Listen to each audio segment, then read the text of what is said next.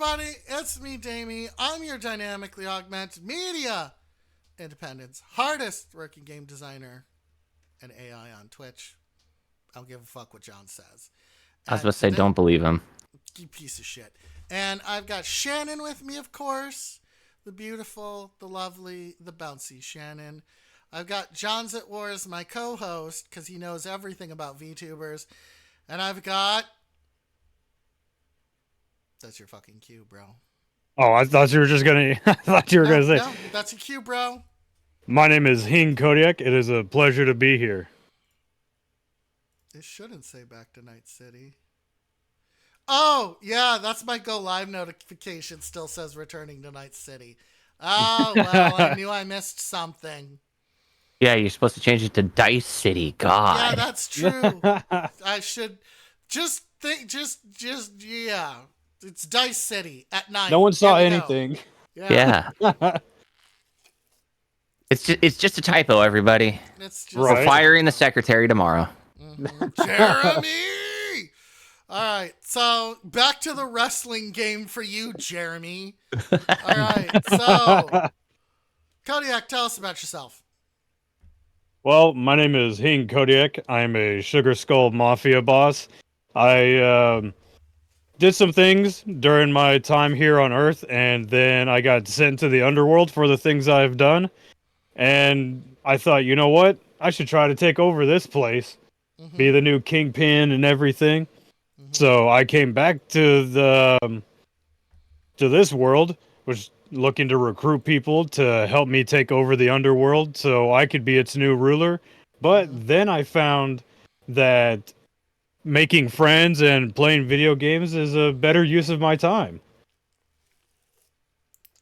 Can I lick your head? It may be a little stale, but you would have to get in line. Oh, there's a line here for that. There is a line. Oh, got it. Okay. Yeah, that's right. What's your gimmick? What is your thing that you do on the what kind of content do you make? The kind of content I do is I'm somewhat a variety streamer, but I mainly play Fortnite. Excuse me. And that's the interview, everybody. But yeah, I mainly play like Fortnite. I do a couple collabs with a couple of my friends. There are some here in stream right now. Mira Paulita, which is my sweet tea. She is my Twitch fiance, and we play Fortnite a lot. And she also said, then I got taken over by a corgi, which that's who she is. Very cool. Very cool. So It's the power of the butt. It is. I fell for the little booty. Corgi's got some thick ass thighs, bro. Mm-hmm. That's what I said. They're the forbidden drumsticks. Yes, they are. I was about to say the forbidden bongo, but sure, that works too. No, the forbidden bongo is Jax. All right, so. All right, guys, So. this is all you. All right. Kodiak, my friend. Yes. Say you play I Fortnite. have a friend. I mean, if you'd like to know, I was a cop, so technically the mafia and the cops kind of go hand in hand anyway. This is true. I did work with some cops. But no, you say Fortnite. I have a question. Do you play Save the World? I haven't played Save the World since like it first came out, like season Okay. 1 and everything like that. So it's been a minute. Well, So- welcome to my life. All right, so I have a question for you. It's interesting that you say first season because that's actually what Fortnite originally was Save the World. Yeah. So my question for you: who is the best constructor? Who was the best constructor? Exactly. Yep.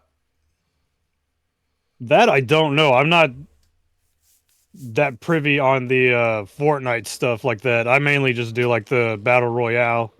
Mm-hmm. All right, that's it. This is the interview, everyone. Bye. Bye, everyone. Oh, and I just got a hype train.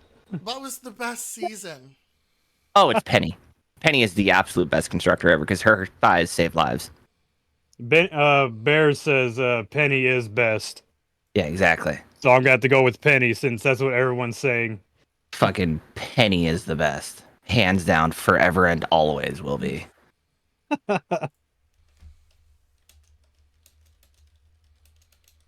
We love Penny. Thank you, everyone, for the bits. Oh my gosh, and more. All right, but real question of the day.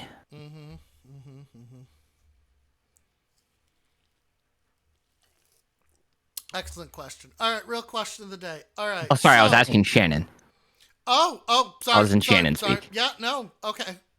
Okay, she wants to know, what is it like in the underworld? Because Shannon here loves a bit of the arson. So she was wondering how That's much a of it is on problem. fire. Yeah, that's a problem with this bunny. A majority of it's on fire, but where I'm at and where my mansion is, it's not on fire. Well, there are a couple patches that are on fire, but I leave them. But there is a lot of arson and chaos down there. A lot of arson. Ah, shit. A lot of arson around. Eh? And that's the interview, everybody. Aw. Shannon, don't laugh at that. That wasn't funny. Shannon gets it. She's so easy to please. Well, now my bunny's just gonna do terrible things. Hi, Sir Big Cat, because she loves fire. Okay, so we specifically have to play games where there is no fire. Shannon gets a little, you want to sidetrack this bunny. You just give it some sort of fire weapon. Won't attack anything. Gets upset that she can't burn the surroundings. Nice. Very, very, very destructive child, this one. So, I keep trying to tell Shannon to play Red Faction Armageddon.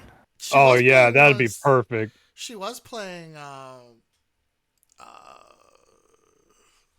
that one game with the alien. Wow, that's so descriptive, Davey. That's so good. I'm so proud of that myself. one game with an Right? alien in it. Destroy All Humans 2. Oh man, Oh, yeah, that's that a was good a good one. classic game. But so what brought you over to Twitch? What inspired you to be a content creator instead of trying to take over the underworld? Yeah, what you said. Well, I was browsing on YouTube and just looking at random videos and stuff, and then I started seeing like a couple VTubers popping up, like the ones from Hollow Live, Yes. and Now we have something to talk about. a little bit. I don't know much about Hollow Live, but I seen a couple of them. But then I saw another one, and she was doing like drawing and playing Baldur's Gate, and Which one? I really liked it. And then I saw them. They had a Twitch. It was like, oh, cool. So I started watching them on Twitch, and then with the algorithm, I started getting more VTubers, and I found. Once you start, it just keeps populating and populating. Oh yeah, it does. And then I found another one. Full of them now. Yeah. Yeah. And then I started watching another one, started following them on Twitch. Then it just kind of cascaded into me following a bunch of people. And it's like, oh man, you know what? These guys are a great community. They know who I am as a chatter. Let me start streaming so I can hang out with them more. And so I started my journey of VTubing, and now I'm here. I have so many friends. I now have a Twitch fiance, and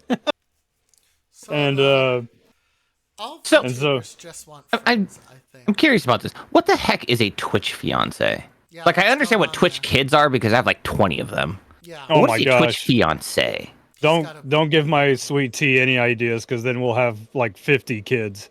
Yep. Yep.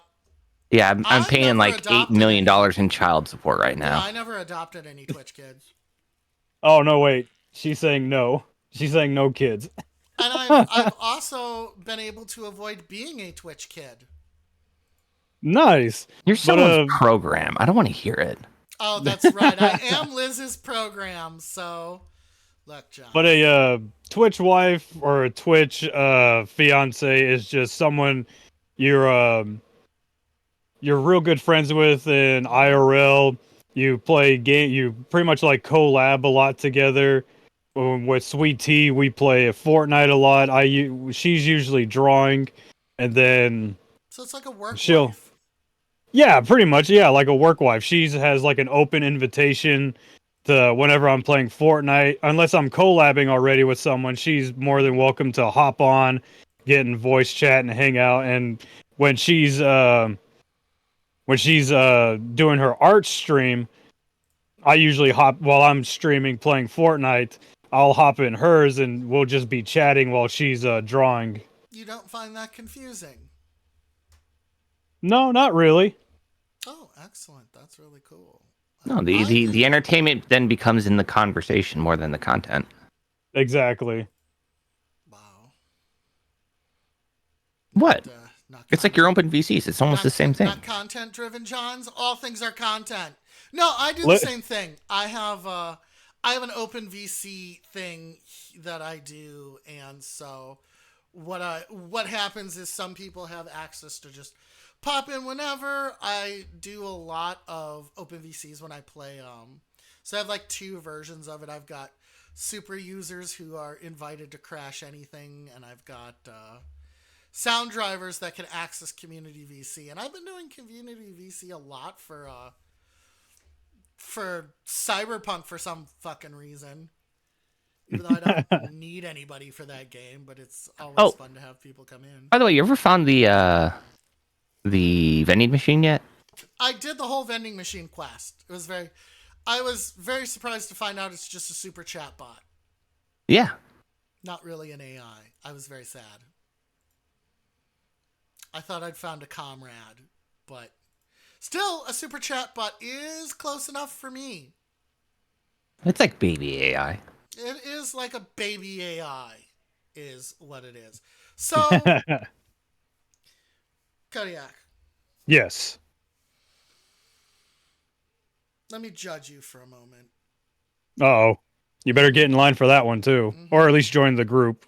Let me give you an awkward silence. By that, he means he wants me to ask you something. All right. So, Kodiak, I have a question for you. The awkward silence. You hold on for a moment.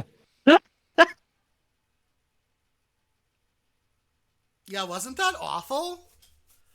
That was terrible. All right. So, next question. Kodiak. Yes. Why Fortnite?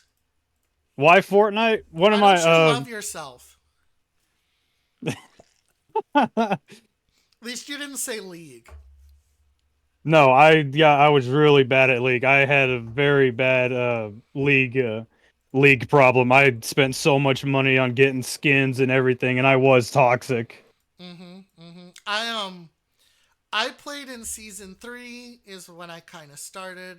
I then moved into season 4. I stopped playing for a while. Yumi came out. I'm like, this is probably the most mechanically interesting champion they've ever created. And I found out nobody likes her. Even though I played with a really cooperative team, and that's where she shines. The problem is too many League players don't, for a team game, they don't really engage in team play. Right, exactly. Really fucking weird. Yeah, you got to get good teammates that know how to communicate and everything. Yeah, it's playing randoms is just fucking terrible. Right. It's awful. What game was I playing that someone told? Oh, I was playing Helldivers and someone told me to uninstall. I was like, I'm great at this fucking game. What's going on with you? I don't know what's happening. Right. Why do you want me to quit? Yeah, it's because we called down the extraction early, and they didn't realize that the ship will just stay there. Like, it'll just chill out. So they got really, really, really pissed, even though we waited for them to come back with the samples. And they're like, you shouldn't call that down. It was going to leave. You should uninstall this game. And I'm like, damn, all right, bro. That's right. I'm sorry that you don't know how to actually do stuff. Exactly. That's not very democratic of you, bro. Do you do the Helldivers? I started playing a little bit, and I'm talking to a couple people to do a collab with, to play some Helldivers with. Oh, it's fun as hell. I really do. I really do enjoy Helldivers. It is fun. I think what's fun about it is team-based PvE. Oh, yeah. the enemies that you find are between the three factions are very different, very complex in their strategies. And there's, with every weapon they give you, there's something for everybody, and I appreciate that sort of game. Do Right, you play exactly. competitive Fortnite? Every once in a while, if I have like the right people join in, we'll play ranked. But You'll other do than that, ranked. we mainly just do like casual. Mm-hmm. Mm-hmm. Ranked Fortnite is cancer. Right. It is. I've never. So there are some games where I'm like, this is Sweatlord Central. Ranked Overwatch, Sweatlord Central. Um, Ranked League, any league, Sweatlord Central. People get sweaty on ARAM, which, by the way, for those of you who don't play League, is all random, all middle. There's only one lane, and it randomly assigns you a champion out of who you own. Oh, And, ARAM, yeah. and people get sweaty about ARAM. And Oh, yeah. there's a good chance you might, if you bought a champion that you don't vibe with, there's a chance you get that champ because they don't let you return them for the value that you get outside of, like, what is it, 24 hours? I Some shit like that. I think so. But yeah, ARAM can be like real toxic because I remember one time I was playing, I got one champion and someone was just spamming in like the little game chat. Give me that champion. I'm Oh, good. yeah, I want exactly. them. I want It's that like, champion. Give me that okay. champion. But they were just like really aggressive about it. And it's like, all right, looks like I'm going to keep this person. Right? Looks like I'm keeping Jinx, bro. Hey, what's wrong with Jinx? Nothing. I play Jinx was my Jinx. main. I play Jinx. My main is Morgana. And I remember the days when magic damage carry was a phrase, and goddamn, Exactly. when back in the day she could hold middle down like you would not believe. That was back when Mordekaiser could do everything. Exactly. During that period of time. What does the man in armor do? Top lane. Oh, what does the man in armor do? Middle lane. What does the man in armor do? Bottom lane. By himself. Like, all right, bro, let's go. Right. Played ranked Yu-Gi-Oh because it gives you more gems to buy cards. Do you do the mobile gaming? Uh, a little bit, but mainly like my mobile gaming is just like puzzle games to help me like relax. Okay, all right. Johns, do you do the mobile gaming?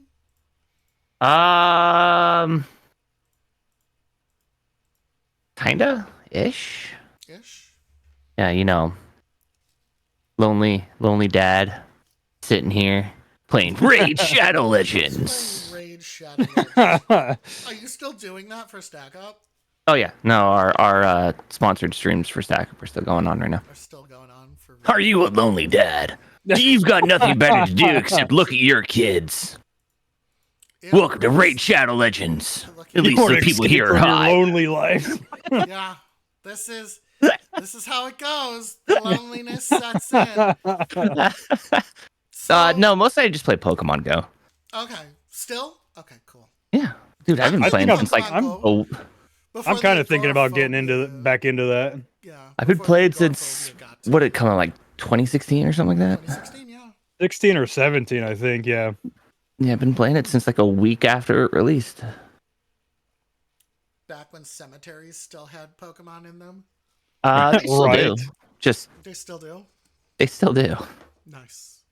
Me and my brother, when it like kind of first came out, or maybe like a couple months after it came out, we were driving around getting the Poke Shop or the like gyms and stuff, trying to find things. Yeah. And My we're like, sister oh, there's this and one friends like did real that. close. So we drove to it, and it's behind this gate that says like no trespassing and shit like that. And it's like, all right. The amount of people that tried to go behind the cash wrap at banks. Like, I'm Right. just trying to catch a Pokemon, that's all. Like, no, bro. You cannot come back here and catch a Pokemon. I get it. You want to get this Vaporeon, but no, you can't. Go somewhere else. Go somewhere else. There used to be the huge meetups and No, they still have those. yeah, I know. Not in my area though. We don't. There isn't much of a Pokemon Go scene anymore. But You know, it was right by my house is a Masonic center, so there's always something going on there, and a gas station which acts as a Pokestop. So I have a church next to me, so I'm a gym leader. yep, so you're a gym leader. Yep, that's how that goes. And then there's a Christian cafe near me as well, and that's the gym. So you can walk by and hit like a bunch of stuff. You can hit a Pokestop, you can hit a gym.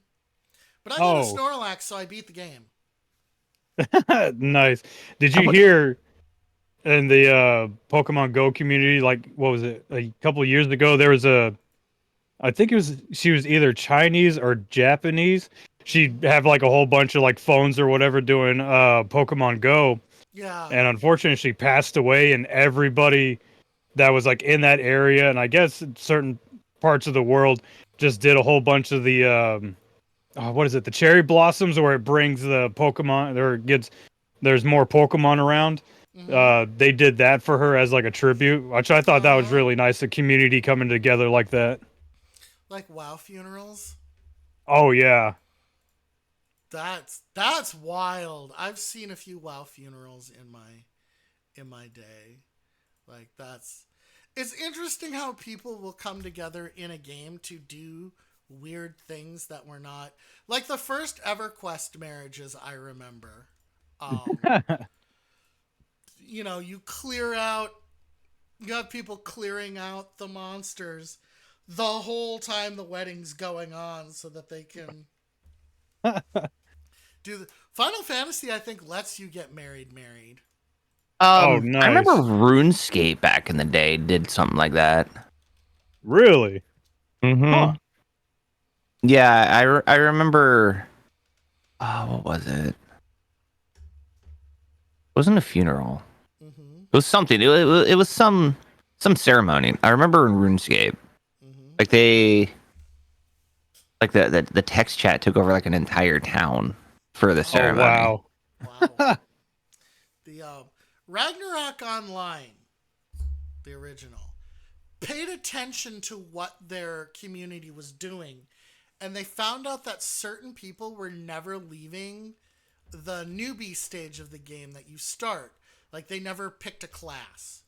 They specifically ran around as the newbie class, and people would, like, adopt them. And you'd get your own, like, this would be our newbie. So they added a class called Super Newbie that after you took it, you could never class change into anything else. It gave you access to more weapons, and hey, Bianca. And I'm lurking in Bianca's stream as well. God damn it, you two, pay attention to your own content. Damn it, because we love Bianca. And so they We do made love Super Bianca. Movies, and then they let you get married, right? Because people were getting married in Ragnarok Online. So what they did was they made it a whole quest line. It's difficult, but you can get the wedding dress because the wedding dress was already in the game. And there's 2 special rings you could buy. And there was a ceremony guy you could go to. And the rings had special abilities attached to them. Still do, because the game is still going. And it would let you do shit like teleport like twice per day to your spouse. It gave you a mana boost. And then they introduced adoption. So you can only adopt a newbie, and it actually shrinks your character down. Oh, no way. Yep. And and I think you can become a super newbie, but you can't become anything other than that. And you can give them an item. And I remember the coolest ability on that item was Mom, Dad, I miss you. And it teleports both people to the location of their kid. Oh, no. It was awesome. But the getting married, like the quest is difficult. You have to be higher level to do it. But I find it interesting when games pay attention to what their player base is doing and enable them to do that in a more efficient capacity. No, it would have been even wilder, Damie. What? is if that quest actually was like, yeah, that the quest giver, or not the quest, the ordained minister Yeah. who was like the final part of that quest Yeah.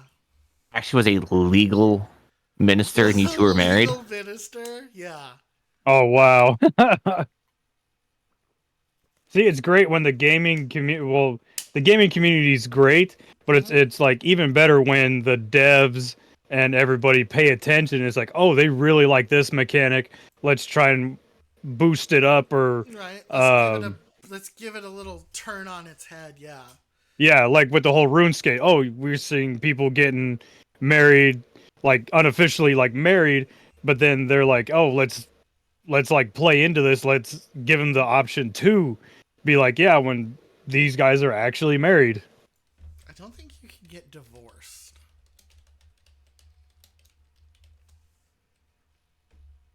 Oh, you can get divorced. It's 2 million zenny. Holy cow. Yep. Rather And stay married then. Getting What are we playing, married- Monster Hunter now? Oh, you can't be adopted either in order to get married. Your spouse to be must be over base level 25. You need a wedding. You need a diamond ring. There's a marriage covenant you need from the wife, which is 1,200,000 zenny. Oh, or Holy a marriage cow. covenant. And then for the groom, it's 1,300 zenny or a marriage covenant. You need a tuxedo. You need a diamond ring. Then there's a ceremony you go through. There's also same gender weddings in a different area. So like Good for them. Ragnarok was pretty Advanced. inclusive, yeah. Very nice. And you can do adoption. Nice. Mm-hmm. I think you can be other classes, but it makes you smaller. But yeah, Mom, Dad, I love you. Parents will have no death penalty for 2 minutes. Mom, Dad, I miss you. Summon parents to the child's location.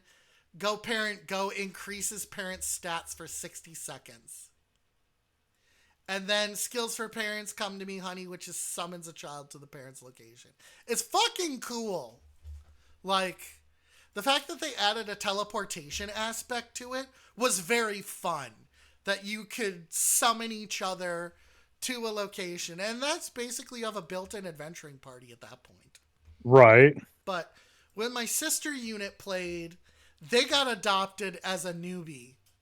And then when Super Newbie came to their server, they became a Super Newbie and were still adopted by the adventuring party. They were like the mascot. They were the goblin cook. Basically, they were the goblin cook of their Ragnarok server. They played a lot of that too.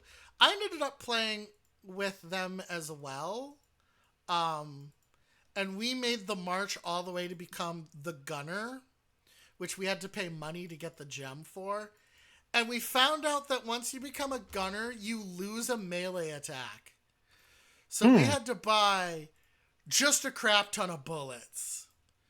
But it was an interesting adventure. I do miss original Ragnarok Online. I felt that despite that it was a straight grind, and I mean like a straight grind game, it still was fun adventuring. Well, EverQuest had very few quests in it as well. That's why WoW ended up beating it. When was the last time you ever heard of someone beating EverQuest? When was the last time you ever heard someone playing EverQuest? Right? Good point. There is still a robust community for it. Believe it or not. You'd be surprised. Also, servers. so I have a question, Kodiak. As we were talking about games and whatnot, what was the first game you ever played? Yeah, Kodiak. Oh man, let me see. Let me think. It's either one of the two games. I know it was. I want to say a Sega Genesis. So it was either Mortal Kombat or Sonic was the first game I played. Smurfs on the Atari 2600. I was gonna say mine was either Super Mario or Super Mario Bros, I should say. Yep. Tanks or Pong for the 2600. Yep. Yeah, maybe mine was Mario, but I know we had like almost every game system that came out. And interestingly enough, they didn't become the Super Mario Bros. Until they went to Nintendo. Was it just Originally, Mario? they were just Mario Bros. Yeah. Was it just Mario? Just Mario Bros. On the 2600. Yeah. Okay. I thought it was Super Mario Bros. Nope. Super Mario Bros. Is when they made the jump to 8-bit. Okay. Yeah, it was just the Hence pound the block in the Super middle Mario. and the 4 pipes. That sweet, sweet game. Yeah. I know who I pound block. Oh, I bet you would. So, Ooh. I'd let you grow in my mushroom. oh, thank you. I appreciate that. So, Kodiak, did you ever beat Mario? Yes, I've beaten it a couple times. How do you feel about The Legend of Zelda? That, to be honest, I have only played, what is it? Not Breath of the Wild, the one before, maybe it was Breath of the Wild, or the one before that, are really the only Zelda games I've played, but never really, like, played through and beat it. Are you talking Ocarina of Time for the N64? I think so, yeah. Ocarina of Time was a good... Ocarina of Time was weirdly hard. I mean, for the system it came out on, like that was one of the very first 3D style systems. Yeah, you needed the... No, it was Majora's Mask. Sorry, Ocarina of Time wasn't hard. Majora's Mask was the difficult one. All right, my chat's blowing up and is telling me I need to play more Zelda. You do need to play more Zelda. So It's okay. I'm gonna infuriate your chat real quick. Ruh-roh. As good and as nice as Breath of the Wild was, Oh, we had this conversation, yeah. I think it was mid tier as an open world. Uh-huh. I got bored of it. And I am someone who plays a ton of open world games. And we know that Breath of the Wild is majestic and amazing Mm-hmm. because there were, 2 games that ripped off almost every mechanic whole hog? Oh, more than that. was Tower of Fantasy and Genshin Impact. Genshin Impact was the first one to just jack Breath The of the entire Wild's system. climbing, it's Gliding and everything else, yeah. gliding, it's towers, the whole 9 yards. Oh, not wrong at all. It's just the sad truth is just it was mid. Right, Beautiful they could game have done. though. Yeah, And they could that's have done our so co-host, much more, everyone. but It was just a mid game. It was beautiful though. Mm-hmm. Jax is leaving. Yeah, it was very pretty. I enjoyed the change of pace. It felt too open for me. Well, the original Legend of Zelda is technically an open world game too. Oh, I know. And almost every Zelda was an open world, except I think Zelda 2. Zelda 2 you could sequence break. Yeah, but it was an open world. It was was an just open dungeon world. crawling, Yeah. right. like the original one, like the top down. It's dangerous to go alone. Here, Take take this. So, Kodiak. In some places that give bullshit video game degrees, Zelda's first screen is actually studied. Because the first screen of The Legend of Zelda is the perfect opening screen. You have a direction to the north, a direction to the west, a direction to the east, but you have a cave. And 99% of the players will enter the cave first because it's the first thing they see. They get the sword, and they are now told, without being told, that you are rewarded for exploration. That's the whole point of the first screen. And it sets the tone for the whole game.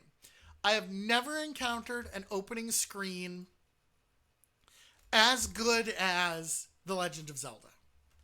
Or you could even try to beat the game without a sword. Good luck. Yep. There are people who've done it. Oh yeah. But I think, because you need the arrows at the end to attack. Yeah, you still have to have a weapon, Yeah. but you usually just go for the bow first or bombs. Right. Yeah. Bow or bombs, get the boomerang. You run to the boomerang without fighting anything. Get the boomerang and use its stun power. Yeah, because it still does like a tick of damage. It still does a tick of damage. And there are some Right. enemies that can just be killed with it. Straight up. Little baby slimes, you can kill with it. Here's a fun one. You ready? Hmm.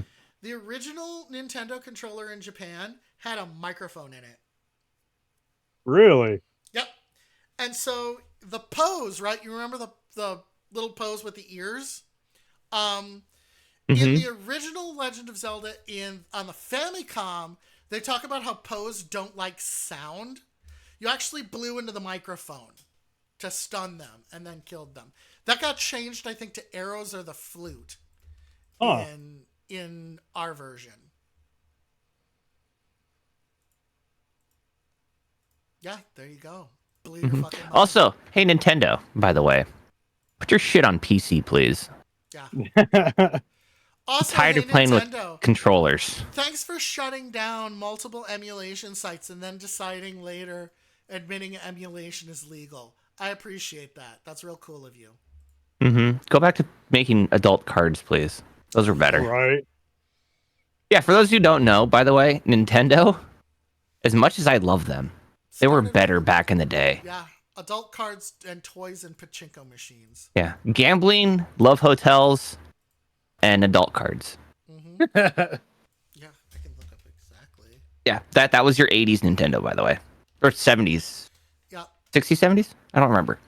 Yeah, For it was many like of your times. it was like late 60s, early 70s, I think. Yeah. Nintendo was founded in 1889. Jesus Christ. All right, that's Yeah. way more than what I thought. Yep, they had Cartua games. They had pachinko machines, more cards. Then they ran into a problem with with the niche market. They created another card game. Then there was a playing card tax. Then they entered into a agreement with Japan Tobacco to market cigarette cards to cigarette stores. Then they did calendars. Then they were like a playing card company originally and made like Right. all kinds of cards. Yeah. And then if they got into electronic toys such as tabletop chess, shogi, go, and mahjong. Then they released shit like Ultra Hand, Ultra Machine, and the Love Tester. Then they moved into laser clay shooting, skeet shooting arcades, and then video game consoles, which they made with Mitsubishi originally. For the gaming consoles? Yep, and then Miyamoto Huh. joined. Now that Yeah. part I didn't know. Yep, Didn't they team up with Mitsubishi's for the taxi stuff too? yeah. Yep, they did gambling cards for like 100 years. Yeah. There's a reason why, Nintendo is red and it's called a red light district. Sorry. Conspiracy. Right. Nintendo is, yeah. They've had an interesting. Oh, also. I think it was the Switch that finally did it. Outsold the PS2, which is crazy fucking number of systems. I'm not surprised. The Switch was a very innovative console. I still have mine. Yeah. I still got mine. I still have my Wii and play it. I still have my my oldest console in this house. I have is my 3DS. For me, it's our Super Nintendo. Yeah, my brother has our Atari and our Nintendo. I think my oldest one is and it's technically it's not in my house; it's in my garage. Is my Sega Genesis? That is a So, console I've never owned. Really? well, I back in the 80s, you were either a Nintendo kid or a Sega kid, and everyone had that friend that had the other console, and you'd go to their house and feel like you were cheating on your game system. actually yes, because I was a Nintendo kid. Mm-hmm. My cousin was a Sega kid. Thank you And for then the you'd care go over package, and play Botan. Sonic, Hmm. mainly. Yep, you'd see. But they had some really good games. They had Landstalker, which was a Zelda-esque game that was really good. Their version of Zombie Ate My Neighbors was better. Their version of because it was a 16-bit console. Well, Sega had a little bit more teen-based games. Yes. Nintendo had a lot of family-friendly based. Yep. Yeah. Twinbee, I remember playing the Knight Rider game. And it's interesting because there was an 8-bit Sega system, and that was the Master System. But they didn't fuck with it for very long because they figured out how to do 16-bit. And then Nintendo and Sega competed for ages on 8 versus 16. Then Nintendo went 16, and that was then the competition fired up even more. When Sega got out of the consoles, because the Dreamcast was too advanced for its time. When Sega got out of consoles, right, and Nintendo and the PlayStation came in, it was really interesting because Nintendo for the Wii opted out of the console war. They're like, you know what? You guys can keep pushing technology. We innovated 3D space, which was originally done using the Wavebird. See, people don't realize that up until the Wavebird on the GameCube, wireless controllers were garbage. Like, Right. absolute fucking stank bast. But Nintendo figured out how to do a wireless controller and recognize you in 3D space and then built a fucking console around it. And it was glorious, right? Wii was a lot of fun. Sadly, they didn't have too many good. Like they had a couple handfuls, but Yeah. that was it. Yeah. They had Actually- some winners, but not. Their sports games were usually like the actual like Wii Sports ones were probably Dude, the Wii best. Sports slapped. Right. But yeah, they like Twilight Princess was a great one. Yep. It wasn't Mario Sunshine. What was the Mario game? That one I liked Paper playing. Was it Mario Paper Sunshine? Mario and the Thousand Year Door. No, there was a Paper No, there was a was Mario that used motion controls. I know which one. Are you talking about Was the what was it Mario Galaxy?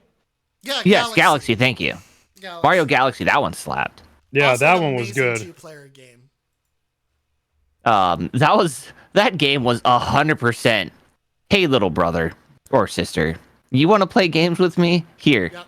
go Here, collect have the other- stars. Have the other remote.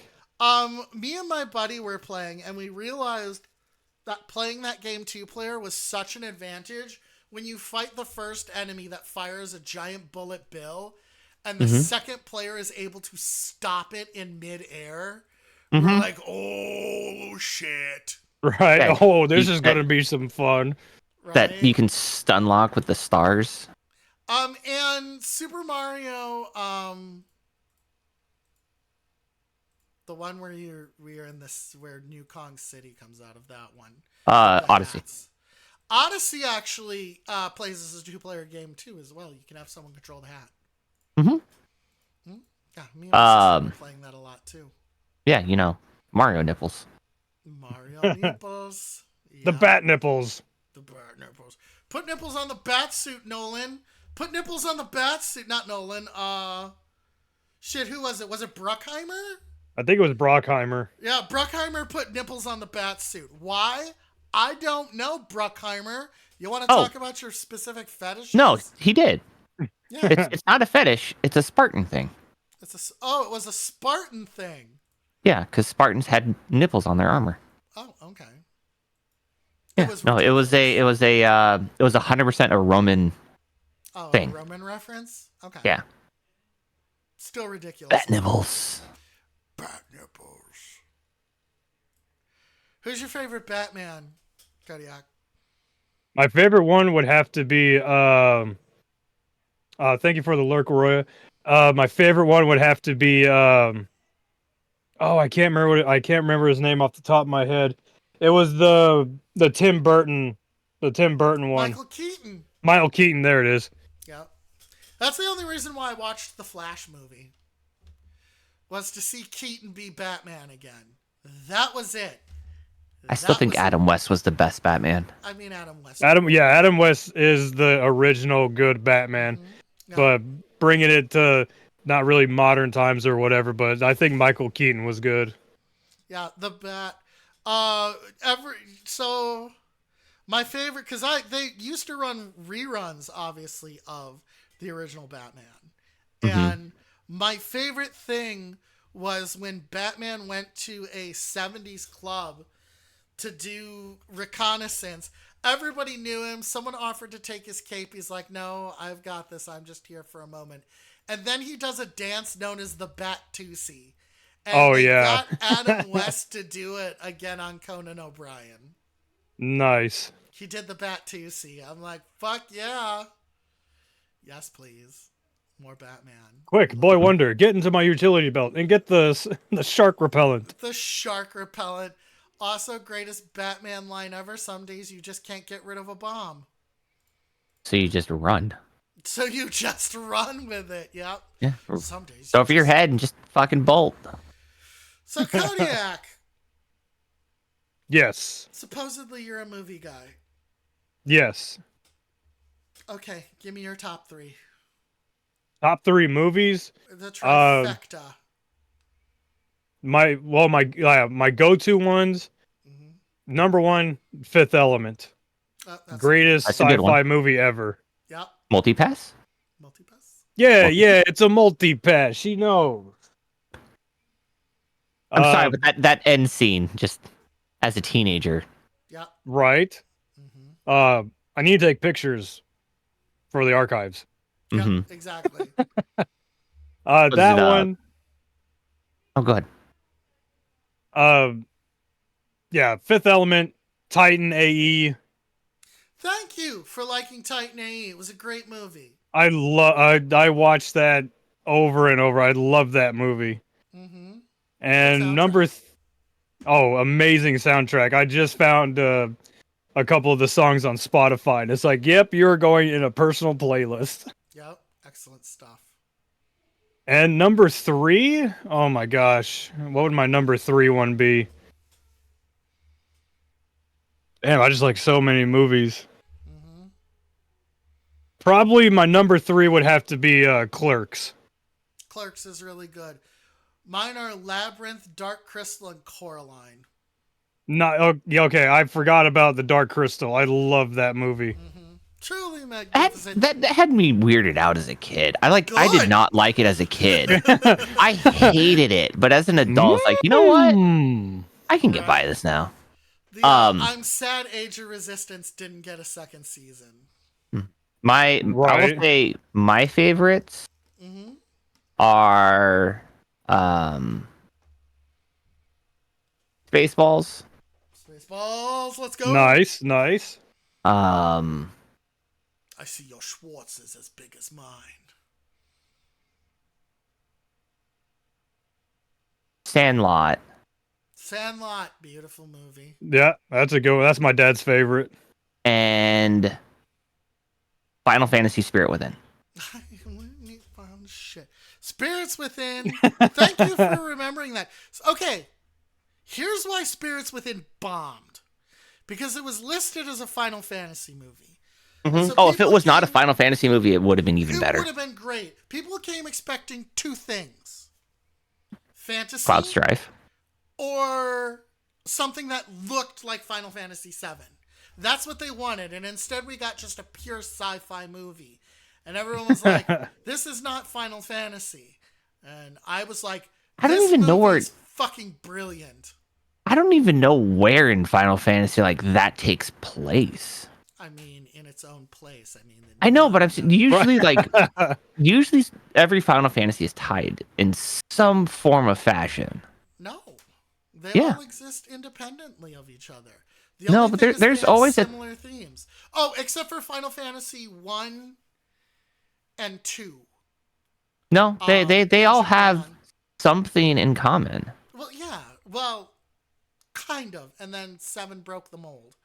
And Yeah. then 8 remained vaguely sci-fi, and then 9 was fantasy and brought back the crystals. No. What I'm saying is like character wise, like There's we have our one. There's Sid. transdimensional Moogles. Oh, and you have Moogles. You have Sid and you have Moogles. Stop reaching. Uh huh. But no, it's just as a movie, fucking Final Fantasy Spirit Within blew my mind Those monsters with how it were looked. fucking scary. No, just with how it looked. Yeah. Like you didn't see that kind of movies anywhere No. when it came to animation. A fun story about that. If you actually go back and watch Final Fantasy Spirits Within again, the guy slowly develops a 5 o'clock shadow. Huh. Yeah. You can actually see it form over the course of the movie, and then it's really noticeable at the end because of how long they've been awake. But yeah, he develops a 5 o'clock shadow throughout the course of the movie. And then because it didn't do so well, Sony shut down that animation studio, and I'm like, fuck. Damn. Well, I thought they shut it down after Advent Children. Heaven Children, I think, was produced. Let me find out. I thought that was also by Sony No, Entertainment. Square Pictures did not do Advent Children. Advent Children was done independently. Oh, okay. There's a huge gap between that and Advent Children. They had a studio. Advent Children was another it, great movie. But it was not intended as a studio that they built to keep going. My favorite fucking part of Advent Children, besides when they whip Cloud at Bahamut, is when when they're like, let me use your phone, and Vincent just like waves his cape around, and they're like, you don't have a phone?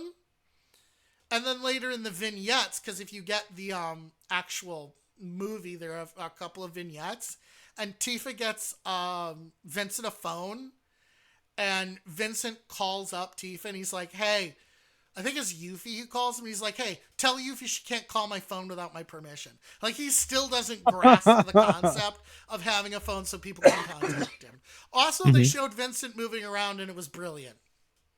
That's my favorite Final Fantasy VII character, by the way. Yeah, I really like Vincent. His fucking Devil Claw is so cool. Man, it would have been great if they gave him his own game. His own good game. His own good game. Tertius Cerberus sucked. So I mean, it was all right. It was the fucking Devil May Cry clone, which is the problem. Yeah. They 100%. If it wasn't for the fact Devil May Cry was such a popular game back then, Tertius Cerberus could have probably been better. Yeah, it was a little more basic than Devil May Cry, but if Dirge of Cerberus came out first, then people would have been like, oh, this is interesting. But Devil May Cry came out and had more robust systems to it. And the gunplay was okay in Dirge. It wasn't spectacular. Yeah, I finished the game. Yeah, I finished the game, but yeah, Dirge of Cerberus could have been a million times better. Could have been better.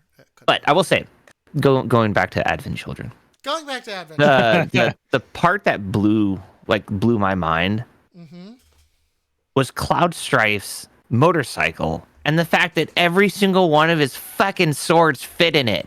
Yep, is all in there, and he makes the Buster Sword out of it. That's good stuff.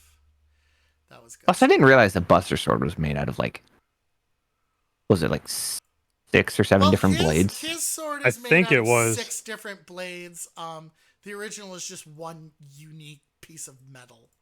But yeah, when he starts slapping that shit together, I'm like, oh damn, that's. And then he Omni slashes with all of the different swords. Like, oh, I was so jacked when they put Omni Slash back in that fucking game. I still need to play Rebirth. I still need to play Rebirth. Apparently, Rebirth is good. Apparently, these Final Fantasy remake games are good. The first 7 was really, really good. Like, it really encapsulated. You mean part 1? part 1, yes. Well, they fucking 40-houred Midgar alone. Yep. Really it was good at encapsulate. Also, the fact that it is linked to the original 7, it was also another great mind-blowing moment. Yeah. Well, what I enjoyed that they extended that, even though I think Midgar was only what was it, like Midgar's your first 3 hours? Yeah, first 3 hours of the game. Something like that. Like extended 4 probably. Yeah. That they like absolutely was like, hey, this is life in Midgar. That like the one thing I'm so glad that they did, because I think 7 was still one of the greatest Final Fantasies. Is that they expanded the story. They gave the characters more life than what they did in the first one. Because I'm all about story.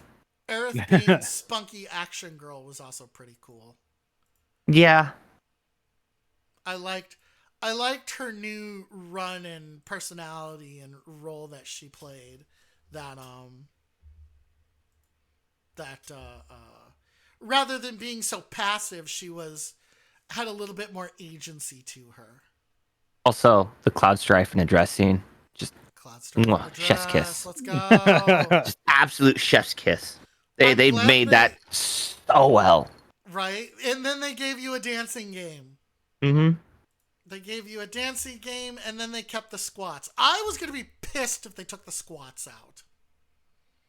Because the squats mini game was so much fun. When he has to go around and do all the different shit to get all the different outfits. Like, get all the different stuff. It's very, very good. I really enjoyed it. Coliseum was a lot. It just was a very well-crafted game, which is good because I couldn't complete 16. It just couldn't hold my interest. And 15 got screwed. Do you I never played 16 because it was when it came out. It was only for the PlayStation. Yeah. I think it's on PC now, but It is. Do you know what happened to 15, Kodiak? That I don't know. I haven't really played any of the. Well, I played a little bit of the Final Fantasies, but I'm not really into like the turn-based action or turn-based game style. Well, it wasn't really there was a mode that you could turn it into a turn-based game, but otherwise 15 was an action game. Right. Designed in a Final Fantasy games shell. But 15, they released an episode to let you know how the bad guy became bad. They released another episode to talk about another character. And the idea was that like 4 DLCs were going to be released. One of them, the actual ending of the game. Like an extended chunk. And because it apparently ends as a bummer. Yes, it does. It ends as a bummer. And that bummer ending is supposed to get fixed later on. Okay, my chat's calling me out. Okay, on what? Looks like we found some new games for you to play. Yeah? Because I said I kind of don't like turn-based games, and Mira says he says as he plays D&D.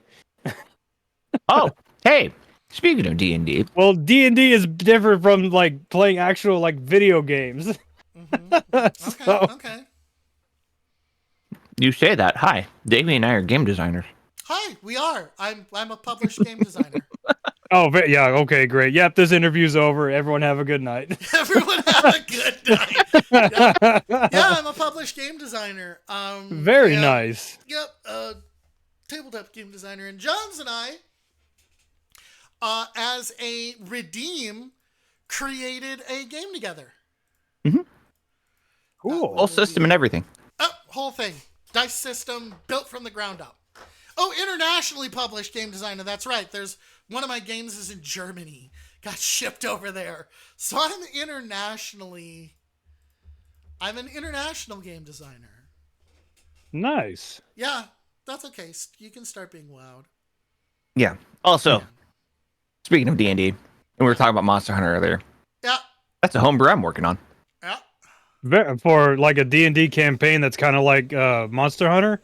Yeah. So, it is the- Monster Hunter. The campaign it that is. I'm making Nice. is Monster Hunter World. But the 5th Fleet failed, and you're now the QRF, which is the 6th Fleet. Mm-hmm. And you got to take it back. Yep. Except I removed. There is a homebrew for Monster Hunter. There is. I will Okay. preface that. However, I'm making one where there's no magic. Yeah. The problem with most Monster Hunter homebrews is they take D&D whole cloth and add it to Monster Hunter, which does not encapsulate the spirit of Monster Hunter. Monster Hunter doesn't have magic in it. It doesn't. Its whole gameplay core loop is the fighting of monsters, the creation of new equipment, and there actually is a story to Monster Hunter. Mm-hmm. Pretty fun one in World. It's got stakes, it's got everything. Rise, still fun game, but I prefer World. I prefer World, and I prefer the quality of life increases in Rise. And that's why Wilds is gonna kick ass, everybody. It's like those games had a baby. So you got all of the quality of life increases that you got from Rise with all of the glory of World. It was a fun beta. There's another one in 2 weeks. I highly suggest everybody who likes Monster Hunter and whose system can handle it, do the thing. Do it, bastards. All right. So, Do it. Kodiak, I have a question for you. Alrighty. So What is it like to try to avoid the rain so your head makeup doesn't and melt? sugar doesn't melt? Yeah. Do you have a special umbrella or? I do have a special umbrella that someone carries for me. Oh, I also have I some love nice wide brim hats that also keep me safe, but mainly I just chill out at the house and have my I don't want to say henchmen, but my my friends go and get my stuff for me. My quote unquote friends. Quote-unquote friend. Sir Big Cat in chat asks, what games does Kodiak look forward to coming out in 2025? 2025? Oh my gosh, I actually have to see what games are coming out in 2025. Take a moment and still answer questions while doing so. Of all right. course. Okay, so D&D, you play it. What version? I think we are running. What are we running?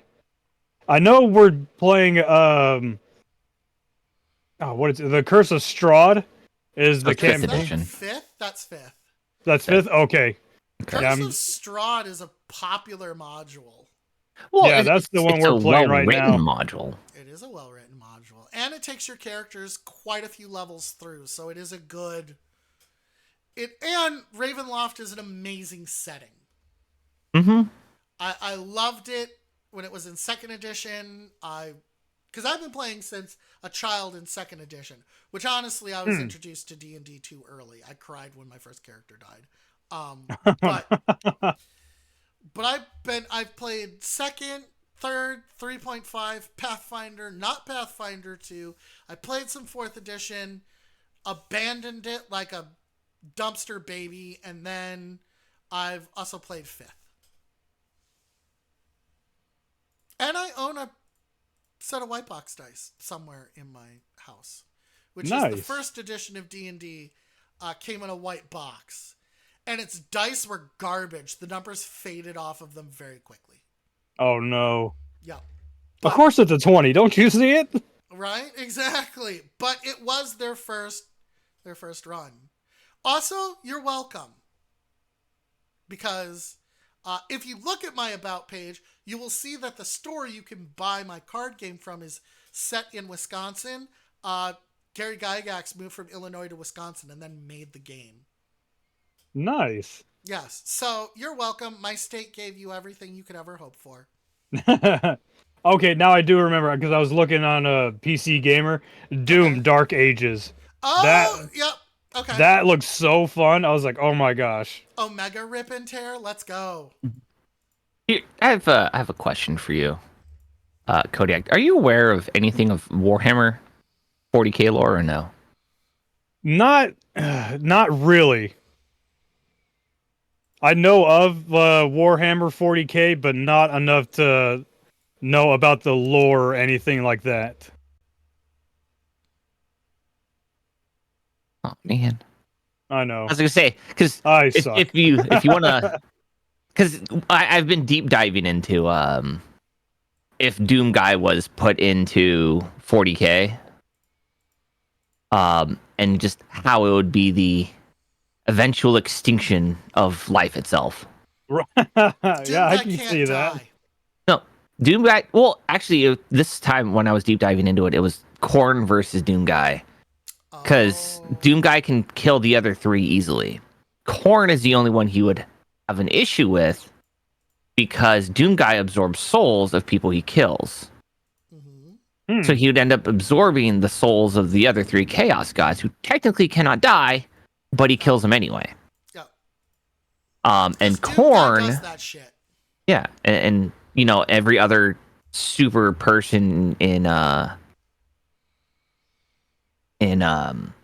40k, so like the Ultramarines and every other person, All your dudes in armors. yeah. Right. And then Korn is fed by the heat of battle. Yep. Just straight So- up anything that any violence actually Mhm. fuels Korn. Slap your buddy. You've just given Korn a little drop of power. Yeah. Mhm. So it's one of those. It's like it's a never-ending battle with those two, Yep. and neither of them can truly die, Yes. unlike the other ones. So that's where I've been like deep diving into it. And it's like it's a really interesting thing because you drop Doom Guy in Halo, Halo's done. Yeah. Drop Oh, Doom Guy wears Master Chief as a cod piece. well, did you see what was it? Netflix's what secret? No, what is it? Netflix? The Yeah. secret level. It did secret level, yeah. They were talking about having Doom Guy and Master Chief like do something together, but Microsoft is like, no, we're good. Yeah. well, It's like, really? well, Been it's because awesome. Doom Guy is literally a mindless killing machine. Like he is activated and he's a precision Pointed in a airstrike. Direction, yeah. Yeah. Right? Yeah. He has no thoughts behind his rage because there is no rage. Yep. It's It is a just methodical murder, death, repeat. Yep. The you know another character that I like that can't die? Hmm. Raziel from Soul Reaver. Out of the God, I haven't Legacy played of Kain Soul Reaver. series. Yeah, out of the Right. Legacy of Kain series, one of the things that they point out very early on in the game is that whenever Raziel is about to die, he loses his physical form and just returns to the spirit world, where he will then gain enough power to remanifest. This is important to the story because that's why the Overgod sicks him on Kain with those Soul Reaver powers, because it is no longer a question of if Raziel will kill Kain, it is only a question of when Raziel will kill Kain, because he cannot be killed for any extended period of time. You just drive him off. It's I like that mechanic. It's an interesting concept and it's fun for the story, as you realize that Raziel is relentless. The only way that he's in Soul Reaver 2, knowing what he knows about the Reaver is the only reason why he doesn't. Oh no, in Defiance, the only reason why he's not out there whipping ass is because he finds out the true nature of the sword and is like, if I stay here, nothing bad happens to me. Yeah. Actually, here's a good question, Kodiak. As we are here to interview you, what is your weird video game lore that you know? Yeah, spit it out. Weird video game lore. Yeah, Huh. weird video game lore. Geek that out you real know. quick. Have fun. Go nuts. Right, I never really thought about what weird video game lore I know. It's just weird small shit like the Zelda first level, the Raziel not dying, Doom guy being an unstoppable force. Like, what do you have in your belt that you're like, hey, did you fucking know this? As for video games, I'm not really that good. It's more I'm more like movies and Yeah, TV give show me- kind Well, of thing. fucking give us some crazy movie lore. Obscure Okay, movie lore. Pull your weight. For TV show, Yes. Fred and Velma Flintstone were the first the first couple seen in the same bed on primetime TV. Oh shit! I didn't know. I didn't know that. Actually, you want to know something interesting? So, I have Flintstone comics. Nice. Like they actually made comics, but they're more like nowadays versions of like Dogman and Captain Underpants, where they're Huh. like not like comic book comics, but like visual novel books.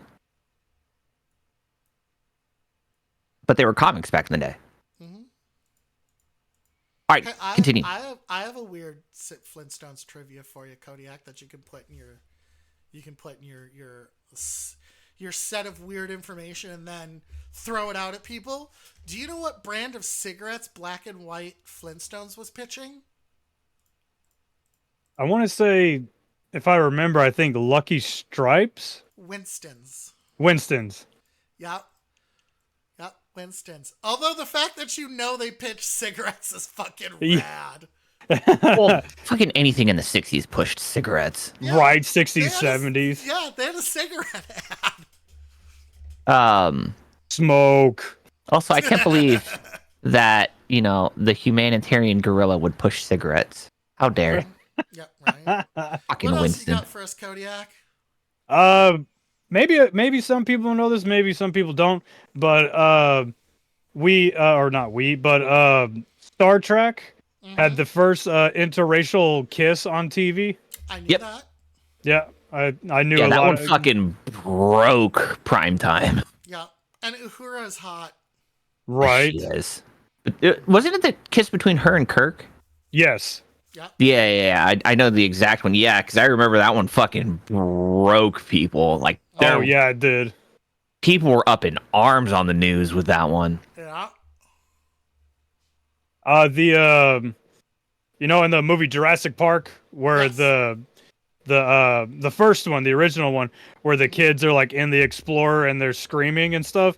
Yeah. Uh huh. Well, the T-Rex was only supposed to like just be like hitting the top of the Explorer. The plexiglass or the glass wasn't supposed to break or wasn't supposed to do what it did.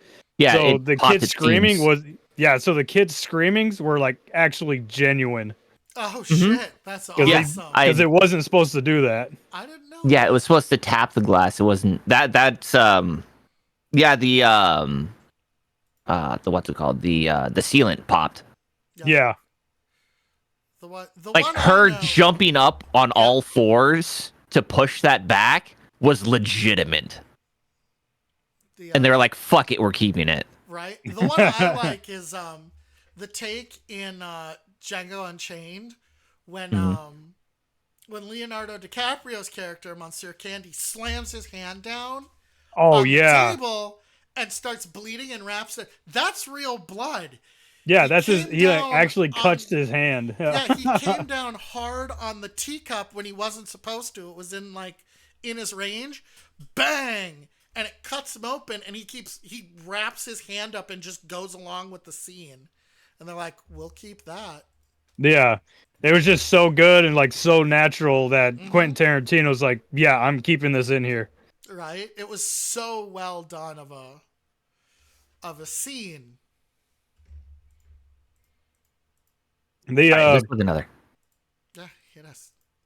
everybody knows Monty Python and the Holy Grail. Uh-huh. Well, because the budget was like so it wasn't that big, so it was kind of like a small budget. So they couldn't afford horses, so that's why they galloped around Yeah. with coconuts. Yeah. That's Didn't why they have like everyone a got arrested. $60,000 budget or something like that? Like it was small. Yeah, I'm not sure off the top of my head, but another thing about Monty Python, The Holy Grail, where they see the I don't know if he was a wizard or something, but I think who gives him the holy hand grenade. Yeah. When he was supposed to introduce himself, it was supposed to be like this really long like name, but since he couldn't remember it, that's why there was such a long pause. And he goes, "My name is Tim or Timothy or something like that." He just came up with it because he couldn't remember what the name was supposed to be. Oh, it's also the same castle. They only got the ability to use the one castle for a limited amount of time. So when you see the castles, you're seeing the front, like the outside. You're seeing the front and the back of it. Is how they managed that one. I know Nice. that one. Yeah, that's a fun piece of trivia that I'm like, oh, okay. Yeah, I can see that because it looks very different from each side.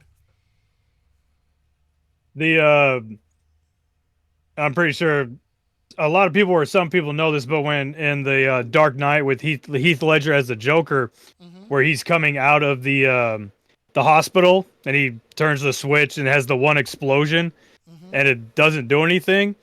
He's effing with the remote and everything like that, and then it does the explosion.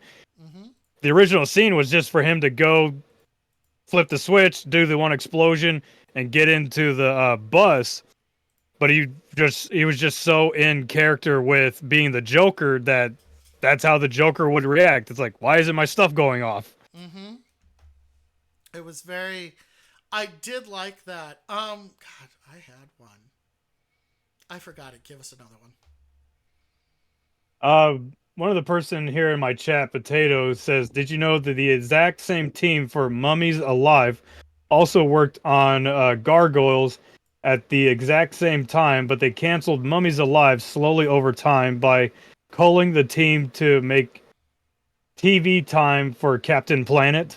I love Captain Planet. He's a hero. Gonna bring pollution down to zero. Exactly. Here's a fun one. Oprah was Gaia in Captain Planet. Huh. Yep.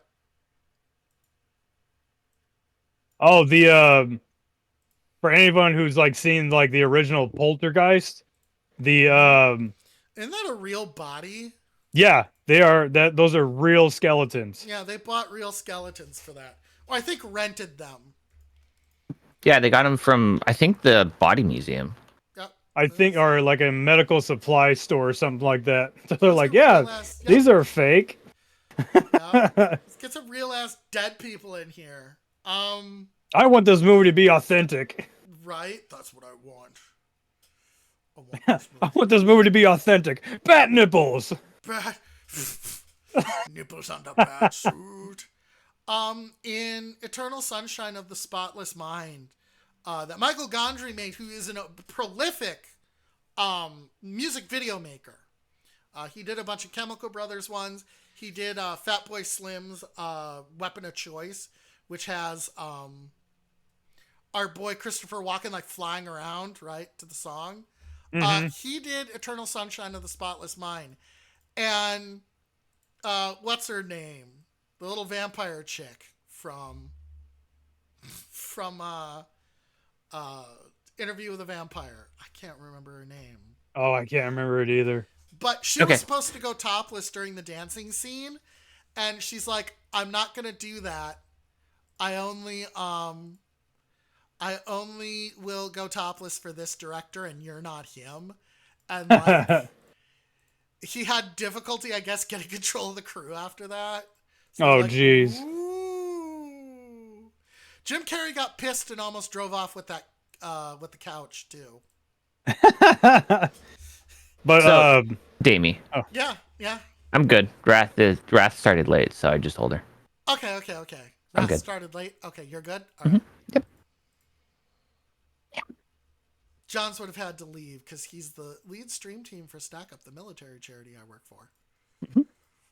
Yep, I run a herd of cats. I don't know if I say I work for them. I volunteer. Still working. I get voluntold to do things. That's how I did my last Stack Up event. My IRT person that interfaces with you during a celebration of my birthday is like, when's your stack up day? And I'm like, oh, I didn't know I was having one of those. Okay. Yeah, because you said you were going to. Whatever you say. I already did mine. It doesn't matter. Do it again. That's exactly what Mrs. E did. Because I'd already done my stack up event. And I'm like, oh, I guess I'm doing a stack up event during this 6-day thing. All right, there you go. Yeah. We work for a military charity. We do. Nice. That combats mental health related issues through gaming and geek culture. Yep. Jamie hates it when I plug on his channel, but I plug anyway. He plugs anyway. I do these interviews on that channel too. Watch, he's gonna plug Twitch Turbo rather than subscribing to me. I mean, to be honest. Says, hydrate. Do it. To be honest, Do it right yes. I mean, that's what coffee's for. It has water in it. now. My other coffee. Right. went Monster cold, has water so- in it. Yeah. So I'm not drinking that cold ass coffee. But I do have some water. But Brusky. Oh, Yeah. going back to like the top movies and stuff. Since Yeah. you know about Titan AE, that was such a good what movie. what about Treasure Planet? Yes, I was gonna ask you why I'll are you not allow talking it. about Treasure Planet? I was gonna bring it up, but then you guys got onto the tangent of Final Fantasy and stuff, and it's like I better not. I that's better fine. not interrupt this. I love Treasure Planet. That was such a great movie and so highly underrated. Very underrated. Every time someone asks me for like a movie, it's like you need to watch Treasure Planet. It's an old movie, but it is a very good adaptation or not portrayal, but a good storytelling of Treasure Island and being in space and all that. Just like Atlantis was another Yeah. great. Oh, Atlantis was another my great favorite. Disney I know movie. that Disney was pitching and missing. The sad part is they weren't missing. They just didn't market it well enough. Yeah. Yeah, if they marketed Treasure Planet and Atlantis, So I it think would have Treasure- been a whole lot bigger. Yeah, I Well- think Treasure Planet flopped. They I don't know if marketed made their both budget back. because if you remember, they both had toys for They fast did. food. Yes. True, yeah, I think I Um, remember McDonald's having stuff. Uh-huh. Or was it Yeah, Burger it was King? it was McDonald's. no, it was Was actually it? Burger Was it King and Burger Carl's King? Jr. Hey, P-Dork. I Hey, P-Dork. did not realize that it was the... I think it was. I think it was Burger King. Burger King was huge into kids' toys back in the day. Actually, sad to say, as someone who has 5 kids, I am sad toys? that the good toys no longer exist. Like, what the fuck Oh, yeah. happened in fast food? I Like, we remember- had legitimate fucking toys. Do you remember Right. Growing up in the 90s. Transformers out of the McDonald's boxes? Mm-hmm. It was the fries that turned into a robot and shit. Yeah. I still have those.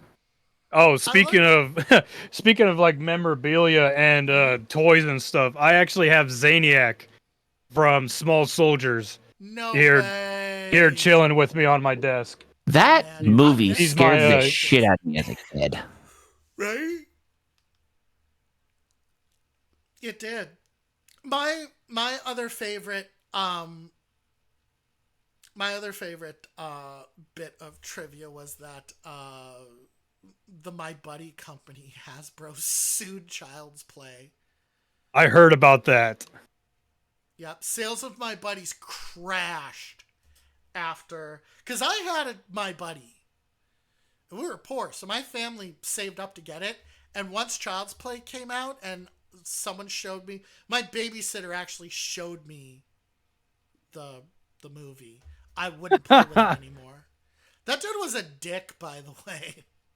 I still Yeah, to this day remember him being a douchebag. Do you remember the robot that used cassette tapes? I do. Teddy Ruxpin? Yes. God, I love that toy. That What was a- so Put a good. Metallica. I was gonna say my uncle put sand a in it? Metallica tape in there once, and it's just Teddy Ruxpin thrashing. Teddy Ruxpin I did- actually had a TV series for a while. Yeah.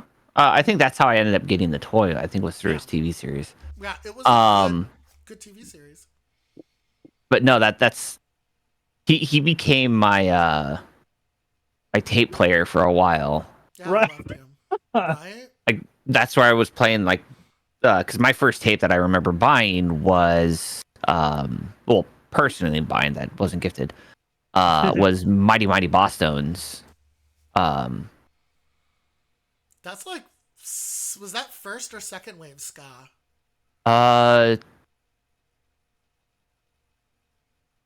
I think it's first wave ska. Because we had three ska waves, and you can tell the difference because of how the music tonally changes, but Mhm. still is ska. And I can't remember which one. It might have been second. I think Mighty Mighty Bosstones was second Because I wave. think Real Big Fish was like first wave ska? Question mark? Possibly. I don't I think love the so. Real Big Fish. No. Then Mighty Mighty Bosstones would have been first wave, Was and first then wave Real ska? Big Fish Yeah. would have been second. Because I used to also listen to like Less Than Jake, Oh my god. Fucking Aquabats, Mustard blast. Plug. Aquabats kicks ass. I fucking love Aquabats. Kodiak. They had a TV show for a while as well. Got kickstarted. So, Kodiak, Yes. what is the most obscure piece of memorabilia you own? The most obscure? Oh Yeah. my gosh. Yeah.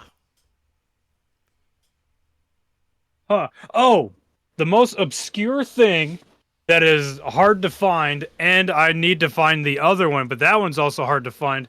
I have a Jay and Silent Bob. I just have Jay, like statue, Like, nice. like figure. Yeah, I would say statue. He's like almost, I think 2.5 feet tall, and I He's a big cannot boy. find, and I cannot for the life of me find the Silent Bob that goes with it. Ball sacks. So I I've still had that have for years. somewhere in a toy box a California Raisins toy from McDonald's. Nice. Mm-hmm.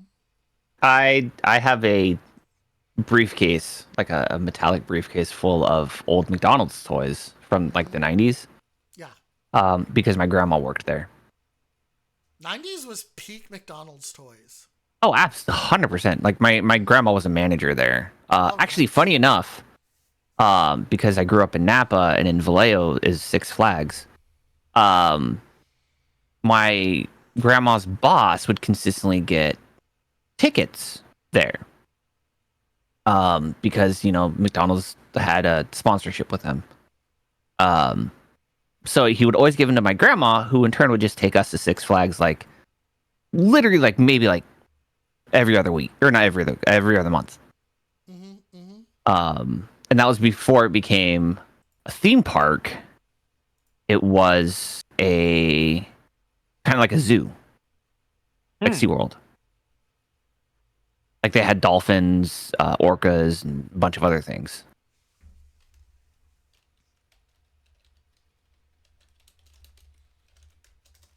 I missed the dancing Six Flags person to the Venga Boys song. Mm-hmm. I met them once at Six Flags. Mm-hmm. Did they dance? Yeah. Or the fact that the old guy, I believe, is a blonde girl.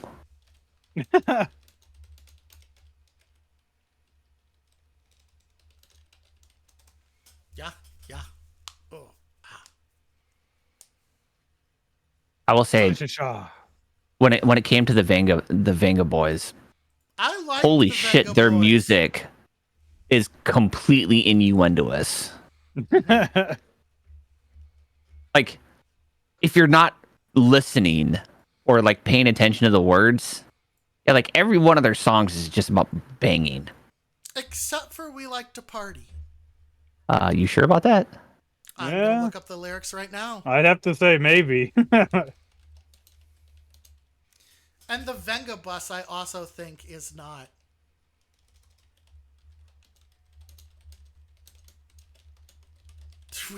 I like that we moved on to. Hey, obscure lore is great. Right. That's where people get to geek out, and Venga that's Bus what we was love to just see. Talking about an inner city disco and going from place to place. Uh-huh. Yeah. You sure it's not like the Bang Bus there?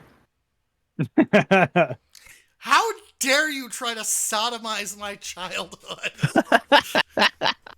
You piece of shit. It's what we do. You absolute rat bastard.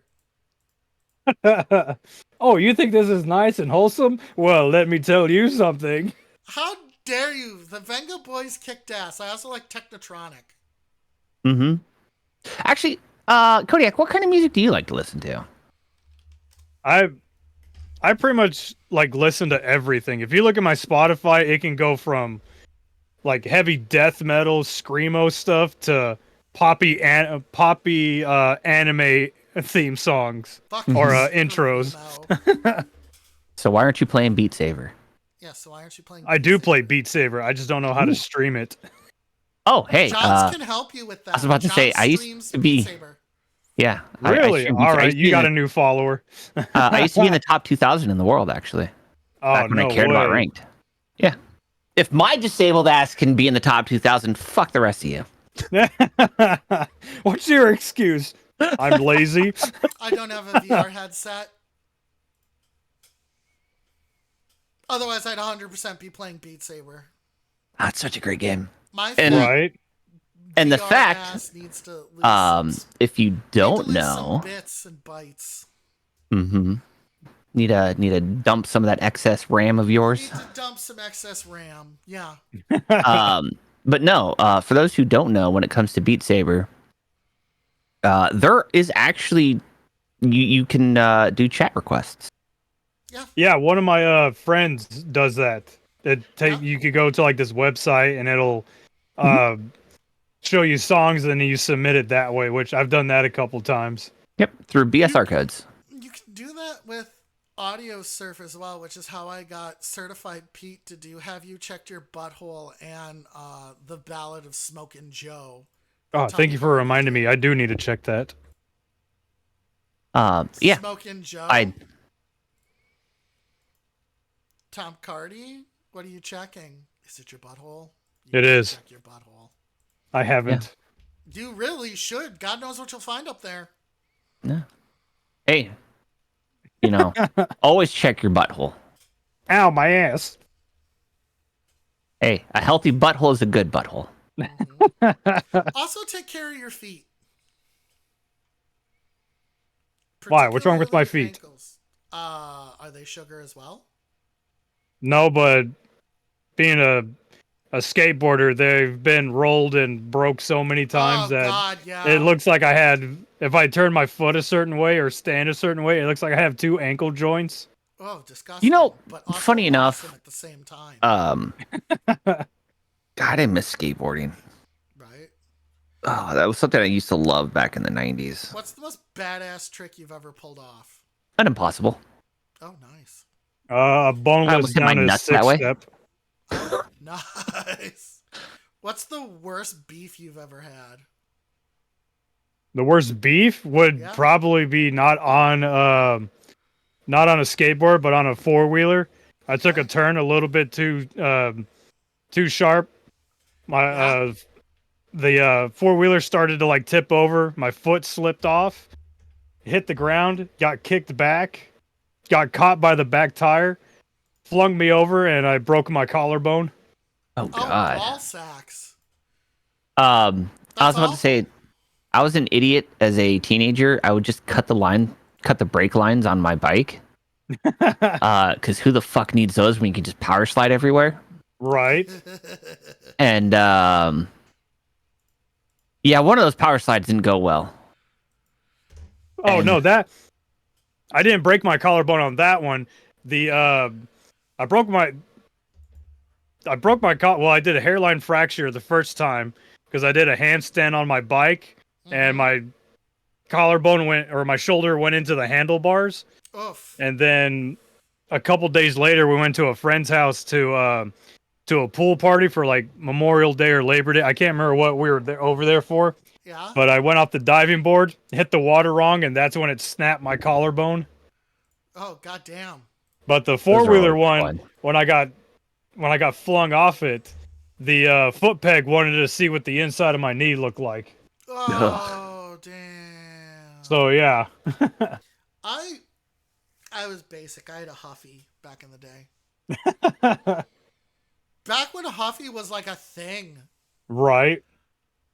I remember that. Did you do the cards in your spokes? Oh yeah.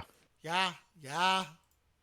Oh yeah, you get because everybody ended up with baseball cards because the cops would hand them out. Back when the cops were ingratiating them, so you remember that?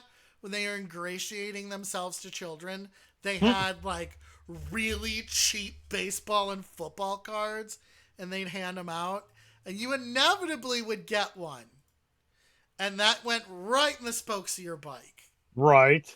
Right in the spoke. Just to hear that clicking noise. Oh, that was good. That was back in the day. Or you get the shiny spokes, Oh, the chrome clip-ons. ones. Yeah.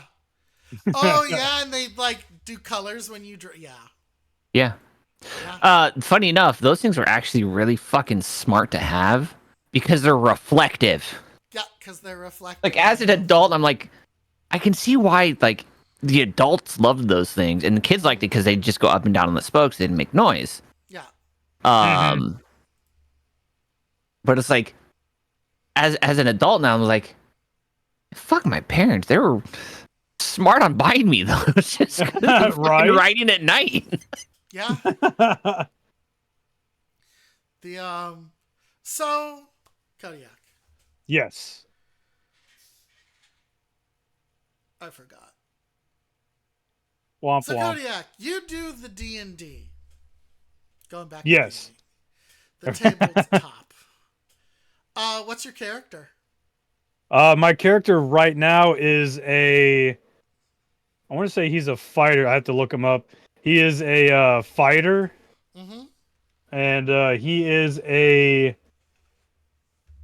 I want to say he's a drow? A drow, yeah. Okay. Or a druid. Oh, Hang on, there's let me a find very him. big difference. There, I know Drow is there a race. Oh, it's, yeah, Druid is a tiefling. class. A tiefling fighter. A tiefling Okay. Tiefling fighter. There we go. What's Hey. your favorite class? Rogue. Okay. Rogues do it are fun. from behind. Hey, I have a thing for you. You want to make your DM feel very special. The next time you get a feat, pick up Sentinel. Sentinel? Yeah, pick up Sentinel. What does that do? Just- I'll probably have to look it up. It's broken. It is a broken feat. It literally pretty much you can defend your friends, and also if anyone moves, they can't move. Oh Is that the no. one that protects your bros within 5 feet? Yeah, Yeah, I know that one. the Sentinel feat is just like, fuck you, I'm the tank. I took that as a paladin. Yeah, Sentinel. Yeah, it is a great feat for shield wielders. Mm-hmm. Because it's like, nope. Yep. I'm going to attack him. Nope, you attack me. You will now attack me. And I've got an armor class that don't quit. Exactly. Like you want to piss off your DM, pick up the Yep. Sentinel feat. Pick up Sentinel and always hang out near somebody. Mm-hmm. And Alrighty. they'll catch on real quickly. But there's really dick for Skittles that you can do about it. Because it's baked in. It's built in. There's some very crazy builds that you can do with just base D&D. I have some D&D trivia for you, Kodiak. What's that? So out of 3rd edition, right? When feats were like, it was all just taking feats, right? All of it was just feats. There was a fighter feat that you could take, and it was called Monkey Grip. And what Monkey Grip let you do was use 2 weapons, one size category too big, in one hand. What does that equate to? That equates to a normal human-sized character being able to use a 2-handed sword in one hand. So, people would take 2-weapon fighting style and take mauls. Hey, you literally become a berserker. Yep, and Right, do it sounds like it. insane amounts. This in Pathfinder 2, which also had feats, removed that and turned that into a path that you would take for a fighter, because you were able to take different pathing in Pathfinder. So you'd be like, okay, I'm a fighter, I hit a level, I could be this kind of fighter or that kind of... They had something called the Titan Mauler. And the Titan Mauler gets monkey grip. And they're like, yeah, you can use one size cat. They made a whole class out of it because they knew it was bullshit. And every fighter that, like, worth their salt that had 2-weapon fighting eventually realized monkey grip is a thing. And like, yeah, no. The reason being, a dude monkey gripping in the campaign I was in dropped a hill giant in one round. Just fucking blasted its face off with 2 mauls. And then the DM was like, we're not doing monkey grip anymore. Here's your feet back. We're not doing that. Yeah. You ever play a Magic class? No, I haven't really played a Magic class yet. Okay. All right. Okay. That's it. That's all I've got. That's it. That's it. That's all I've got. Poor Damie. For gaming. Look, the last guest I had, we blew an hour and a half. This asshole here only does movies. All right, Jack. You gave us obscure movie knowledge. Give us a movie that you just will not watch again. Like, give us your hot takes on the most garbage shit you've ever watched. And we'll judge. The one I won't watch again? Yeah. Oh my gosh. Yeah. You're like, this, I watched this, and this is trash. I mean, I'd have to say the 50 Shades of Grey, because when me and my ex, she wanted me to watch it, and it's like, okay, I'll watch it, whatever. And then, like, I think halfway through, she's like, yeah, I can't do this. And, or probably not even halfway through, but maybe like 30 minutes into the movie or whatever, she was just like, yeah, I can't do this. So I talked the entire time just making fun of it. And it's like, yeah, I'll never watch this movie again. I have movie trivia for you on that. It's actually book trivia. So, do you know what the inspiration of 50 Shades of Grey is? No. Twilight. Okay. Twilight fanfic. Yep. The chick who made it, Stephanie Meyer, she's the one who made Twilight. The chick who made 50 Shades of Grey started on fanfiction.net as Lady's Ice Dragon and made a fanfic about Bella and Edward called Masters of the Universe. When fanfic.net got absolutely hammered by Rowling and Meyer and ended up having to pull down stuff from there, she was convinced to retool it with different names and rework it. And it is one of the worst books ever written. Period. It is, one, the BDSM community was up in arms because you never use zip ties on your partner. That's messed up. But they're like, yeah. And then the way that Dorian goes forth is he's a sadist. And when corrected, she actually wrote that into one of the books. He's like, I'm not a dom, I'm a sadist. There's also an issue where the main character continually refers to the main character's mother as the crack whore, even though Dorian doesn't tell her very much about it, and she should have no strong feelings. This goes to the movie when they had a female director come in, and the female director looked at it and said, we're going to change around some stuff to keep this relationship but provide agency and strength to the female character. The scene where she first comes into the office and Dorian gets up to walk to her, The creator of 50 Shades of Grey literally threw a shit fit over that. Dorian Strong, he would never walk over there. And they're like, no, they're trying to provide that this person isn't some helpless damsel who just does whatever he wants. And she fired the director and I think put her husband in charge. And that is why the movies get progressively even worse as they now more closely follow the books. And it's awful. All the actors in there are like, we shouldn't have done this. This was not a good idea. We done goofed. But yeah, it launched What's-Her-Face's career. Unfortunately, she was Madam Web.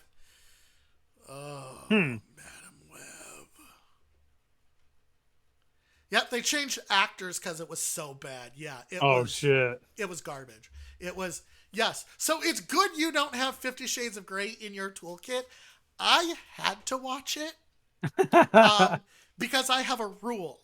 And the rule is I can bash on some things before, I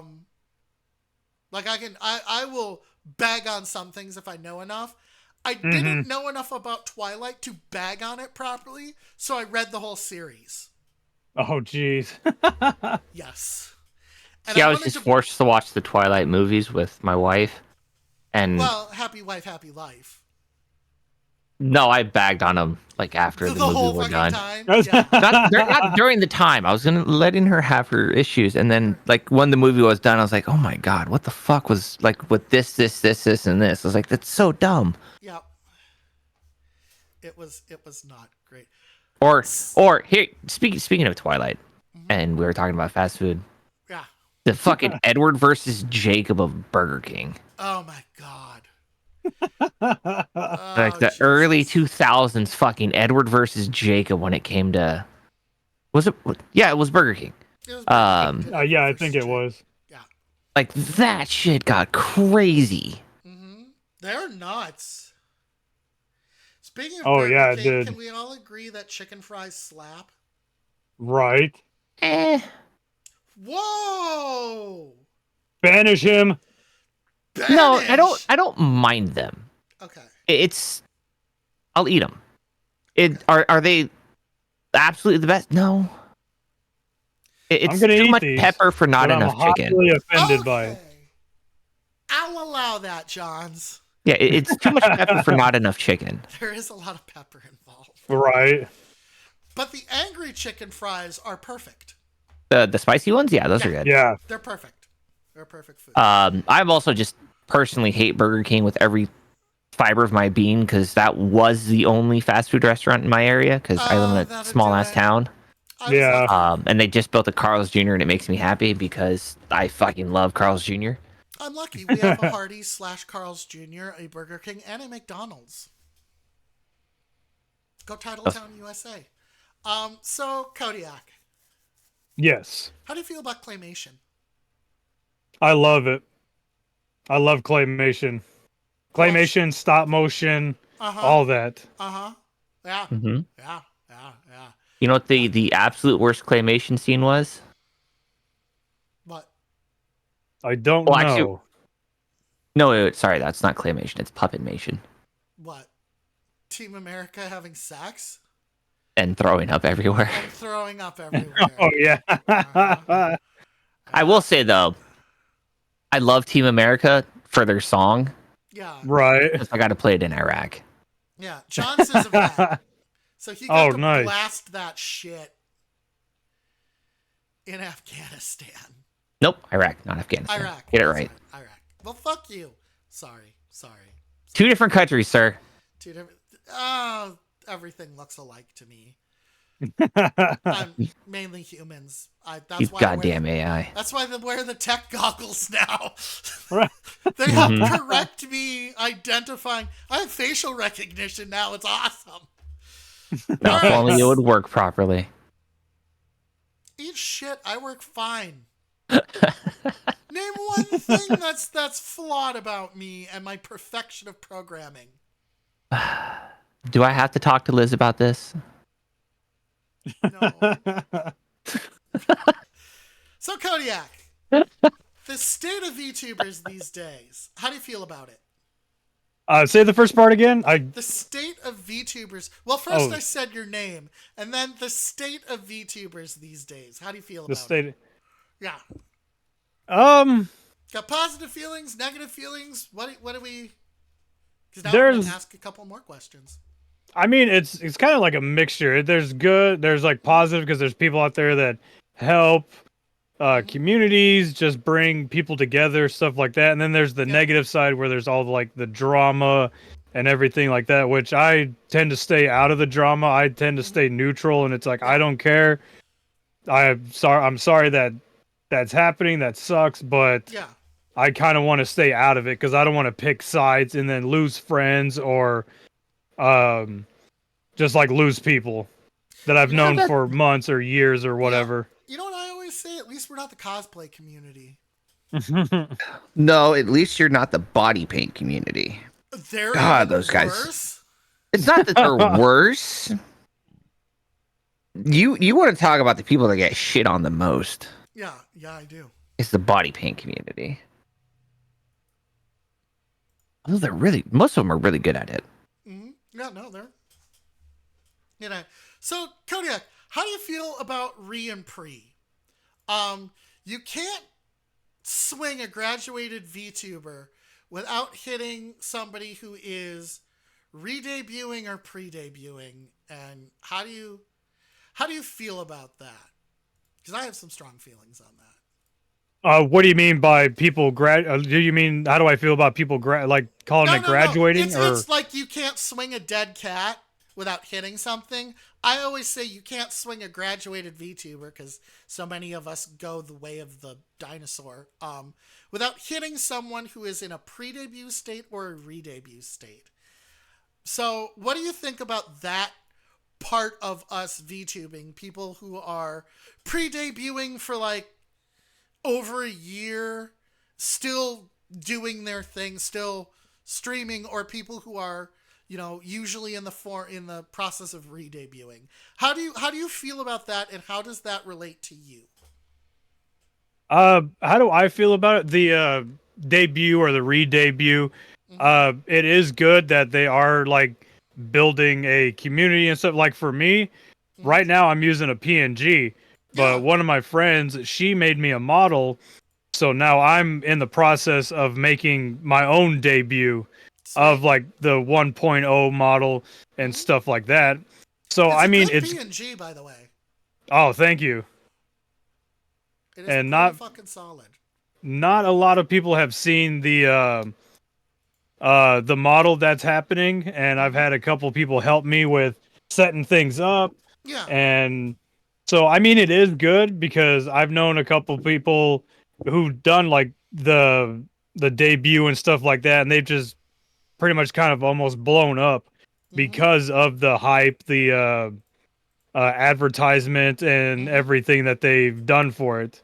Yeah. So in a way it's a good thing, and then in a way it may be a bad thing because you're putting so much stress on yourself to be like, oh, I got to make this work. I got to be perfect. I got to make sure this model's rigged right. Everything looks good. So it's a mixture of being good, but then also kind of hurting yourself. Oh Jesus, coffee. I think that's very insightful, actually. You did it insightful, Kodiak. How's that feel? Thank you for that awkward pause. I appreciate it. No problem. No problem. I collect those. No, that's very insightful. And I always wonder, like me, I am a big... Now, I've had a bunch of models. My model mama experiments and then uses me to try some of these techniques. I was actually never supposed to be a live 2D. It started when she animated my original PNG. So I've been really lucky to receive more and more models. I've never actually debuted. It's funny because I will end up having a model debut because it'll be so different from what I actually have now. I've been in a TV. The sparks are a new thing. Someone gave me the tech goggles. But I think that I I think that listing yourself as pre-debut is, for whatever reason, I think more of a form of weird vanity. I feel, and this is just me, I feel in some cases it's ungrateful to the model that you have. Right? But at the same time, I love the idea of people moving to a 2-point model, moving to something, because as you stream, sometimes you deviate from what your original concept was. I've had a friend who started as a mermaid, became an axolotl. Bunsen Berry originally was a vampire, now is a poison berry vampire. So I like the idea of people evolving, is where I land. If you're evolving, then absolutely. Or if you've had the opportunity to change into something or get a model that you've always hoped for, especially if you're designing it yourself and you have that input, is really a rewarding experience, I think. Right. And I have someone here in my community, my Twitch fiance, she's doing all of her own stuff. Like, well, she started out doing all of her own stuff. She drew her model and everything. She started rigging. Very cool. So she learned how to rig. She did, but it was Brilliant. getting a little bit too much for her. She was kind of stressing out. Yeah. So she asked one of her friends to help her out with it. Yeah. And then she kind of felt a little defeated on it. Because she's like, I want to do it all myself and everything. No, and it's like, well, and I told her, it's like, well, no, hun, it's fine. If you need help, there's no shame in asking for help. I know it does hurt that you want to do it all yourself and kind of not really brag about it, but just be like, yeah, I did this. But if you need help, there is no shame in it and stuff like that. Yeah, so absolutely. I've talked to her. I've made sure that she was okay and stuff like that. That's very supportive of you, actually, to another member of our community. That's very cool. And to your model fiance, I hope your 2.0 goes great. And I can understand how rigging is exhaustive. Because I've seen people rig. Peachy rigs on stream sometimes. I have a couple of other people who do their rigging on stream to show how the process works. And it can get minute. Down to fucking eyebrows if you want them. Because my eyebrows go up, they're linked to my eyes. And my motion up and down, which is what's going on with my eyebrows. Yeah, you've seen, and then there are some people who do Vroid models and then rig those, and that's its own kettle of fish. Getting the joints, the actuation and whatnot. I have a Vroid model, actually, that my model mama made for me as well. I've been very, very lucky. But I think that's very cool when you are able to express yourself like that. Also, your design is very unique, I have to say. I have not seen your design before. So kudos thank you to you for having that kind of creativity and expressing it like that. That's very cool. Johns, have you seen one like this? The Sugar Skull? Yeah. Yeah. Oh, fuck you. I haven't. You see a lot of it in the Hispanic community. Oh, for VTubers? Yeah. Oh, well, I haven't. So, hi, Luna. Hey, Luna. The idea I told you about, that's one you really don't see. Oh, yeah. That's also ambitious, because I think you have to rig each face. Yes. It's 3 models in one. Yep. It's basically 3 animals in a trench coat. And Mira, my Twitch fiance, she says it's looking awesome so far, and thank you. And she's saying I can draw and rig a PNG tuber model within hours. Nice. But she's doing like a whole rigging and everything, so she is amazing. And I've seen the model, and it's just I can't wait for everyone else to see it. Absolutely. Yeah, I wish you the best of luck on your endeavor. Yeah, this model that I use, which surprisingly, this is why I just say I cosplay as the greatest VTuber ever. because this is actually kind of what I look like. I just use VideoTube Mini, which is just four PNGs or four PNG things, and it just changes out. But the one I want to do, oh god, I'm afraid it's going to cost thousands. Good. I'll make Damie pay for it. What Damie, if get I on the go- streets. Yep. Okay. Sell my digital ass. Look, I fit Yep. anything with a USB port, so make what you will of that. I'm gonna insert you to the. USBs. I'm gonna insert you into the Pentagon and create a budget for VTubing. Hi, Jets, and create a budget for VTubing. All veterans get a VTuber. So, Kodiak. Oh shit! That just. What? Oh my god. What? I'm sorry. I'm gonna take a little bit of this. Yeah. Damie, you just made me think, because with the VA that there is a small business loan. Yeah. I technically could turn it into Into a business. business. This is. Oh my This gosh. counts. You can register this. In fact, if you make enough money, you have to register this as a small business. Yeah. I mean, you're more when filing taxes an independent contractor through 1099s. Yeah. Yeah. That is. Now, I didn't make enough last year to have to file taxes in my state. So, Mhm. I might this year, if I make my goal, have to file taxes. But, Kodiak, Yes. what do you smell like? I don't. Well, I kind of smell like sugar, but with my shampoo and conditioner, it had to be like Irish Spring, kind of minty kind of stuff.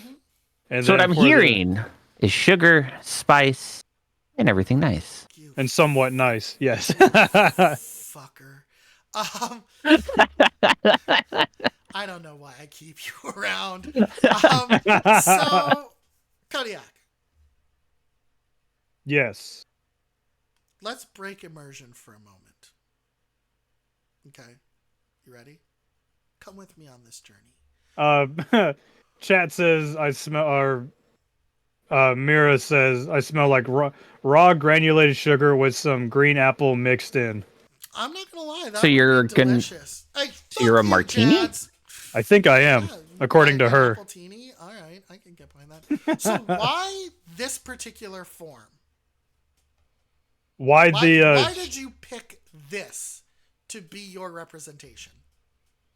I've always liked the Day of the Dead that Mexico celebrates, Yeah. and just remembering your family members that passed away and everything. Mhm. And I like skulls and all that, and I saw that they had sugar skulls, and I was like, oh, that's a really neat idea, or a really They're neat delicious, thing. but messy. Oh, I bet. Oh, you can eat them? Yeah. No, it's paint. I was gonna say I No. thought they were just for decoration. So the ones that Mally makes are confectionery.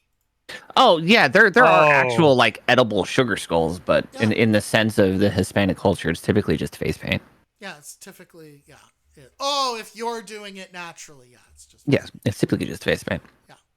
But the sugar skulls themselves are delicious. Okay, but I've always liked skulls. The sugar skull thing was like, or I like skeletons, stuff like that. And so just watching the VTuber community and stuff like that, just seeing all the different kind of models. Yeah. There's corgis, there's cats, there's, well, you said there's one, there's a one that was a mermaid that became an axolotl. There's axolotl, yeah. there's Just a lot of goblins, that. there's vampires, there's stuff Yeah. like that, and it's just like I haven't seen really any sugar skull VTubers. So I'm like, well, if I'm not the first, I want to try and do it and see see how that goes, and see if anyone likes it. And so far, I've had a strong and positive thing coming from a lot of people saying, "Yeah, I really like your model. I've never seen that Yeah, before." it's very unique. I really like the design. But if you couldn't have been this, what would you have been? If I couldn't have been this, I probably would have been, let me think. Probably like some sort of monster, maybe not a goblin, but maybe like maybe a minotaur or like a centaur or something. Probably couldn't really do a centaur very good doing a VTuber, but like a minotaur or something. Mm-hmm. Oh, that'd be cool. That'd be cool. I would have been a ghost. Oh, nice. Mm-hmm. I would have been a ghost. That's what I would have been. What are you talking about? You can already be transparent.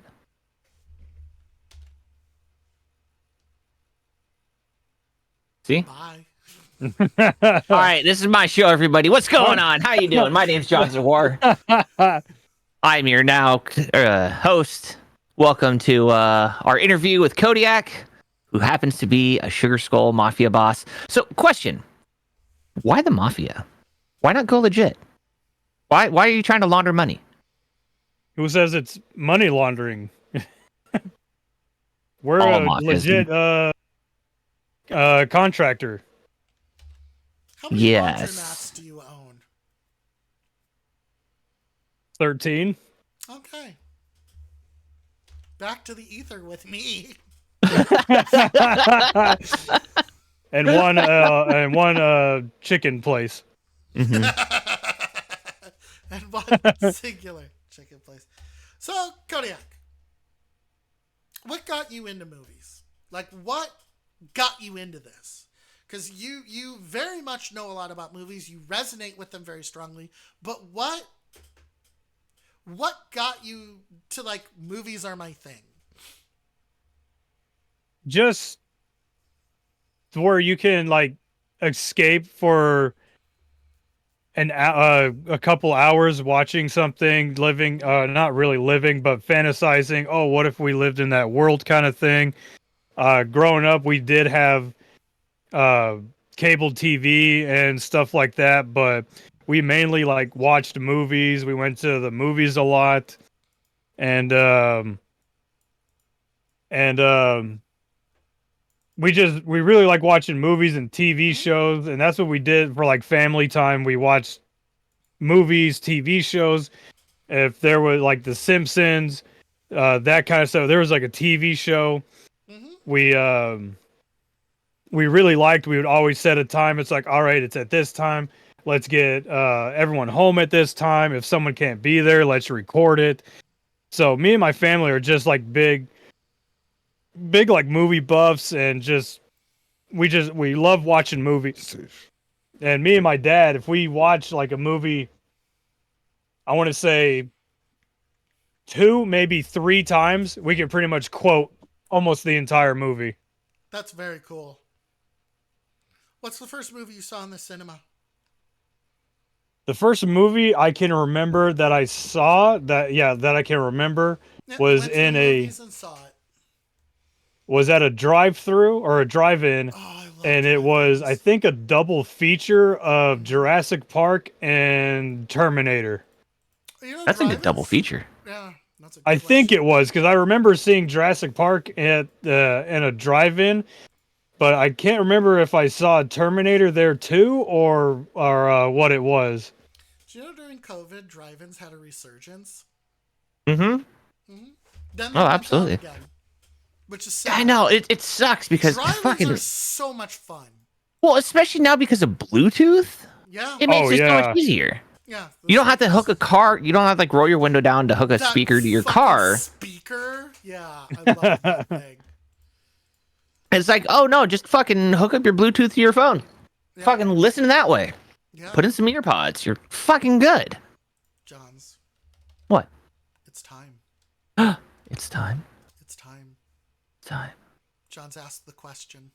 Kodiak, my friend. I have a question Yeah. for you. One that is super important. Have you ever wanted to stare into space and time to ask the void a question that may ponder upon your mind, a question that is burning within your soul? This is the yes or no question, by the way. I was just trying to think. I was like, what would the question I'd ask? Sometimes, yeah, I do. Okay. I do that. I do Excellent. We're gonna question play things. Taboo. All Yep. right. Welcome to Taboo. Welcome to Taboo. All right, created in 1988 by Rare Limited, the same people who go on to make GoldenEye, Perfect Dark, and Sea of Thieves, Banjo-Kazooie. This is Taboo, the Sixth Sense. All that has been and all that will be is here for you to know. Dare you glimpse the future? Dare you even ask Taboo, the time machine on Nintendo? There's no time machine. All right, so what's going to happen is you are going to ask it a question. It is going to give a tarot spread, and I am going to interpret it.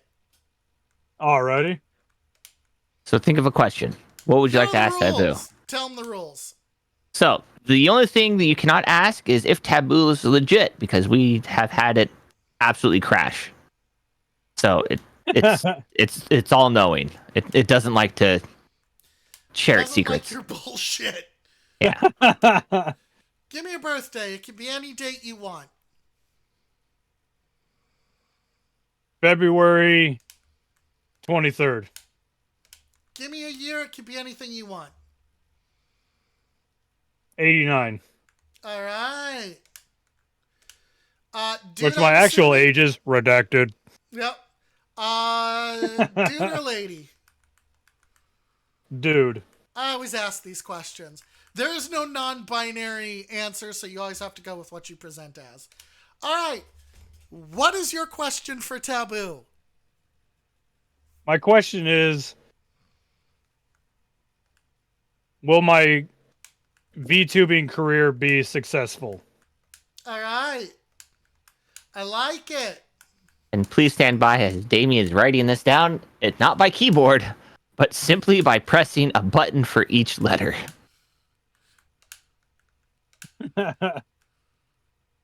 Because, yeah, you remember games like this where it was literally you had to press a button with a D-pad and hit A. Oh, yeah. And then if you got the wrong letter, you had to go all the way to the other side to do a backspace and then go all the way Which back I just over. did. Oh, no.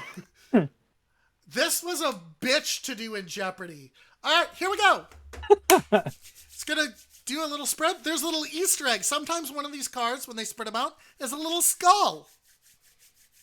Here's hoping. Right. All right, Taboo is now, you are the Knight of Staves. Taboo will now deal out the cards. In very slow motion. Very slow motion.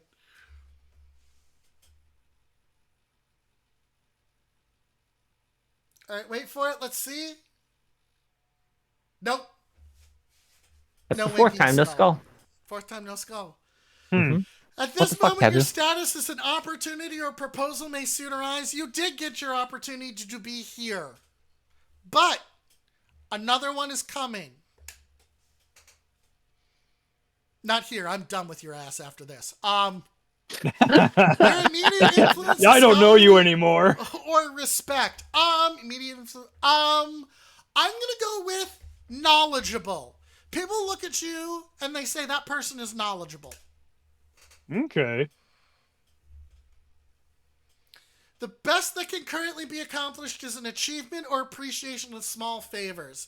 You should appreciate being on this show, is what Taboo says, but also it's saying a larger thing, which is you need to, which is weird that this is the sun and not strength, but that doesn't matter. It's also saying that you should look at at what you're doing and count the small steps as victories. Not look at the big picture, look at the small things you're doing and take appreciation for those.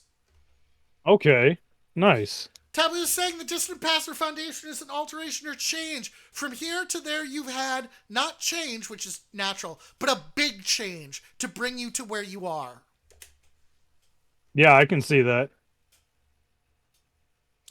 This card is reverse. Previous influence, exerting pressure, or simple or foolishness. You have fucked up majorly before, is what this is saying. Like, big time.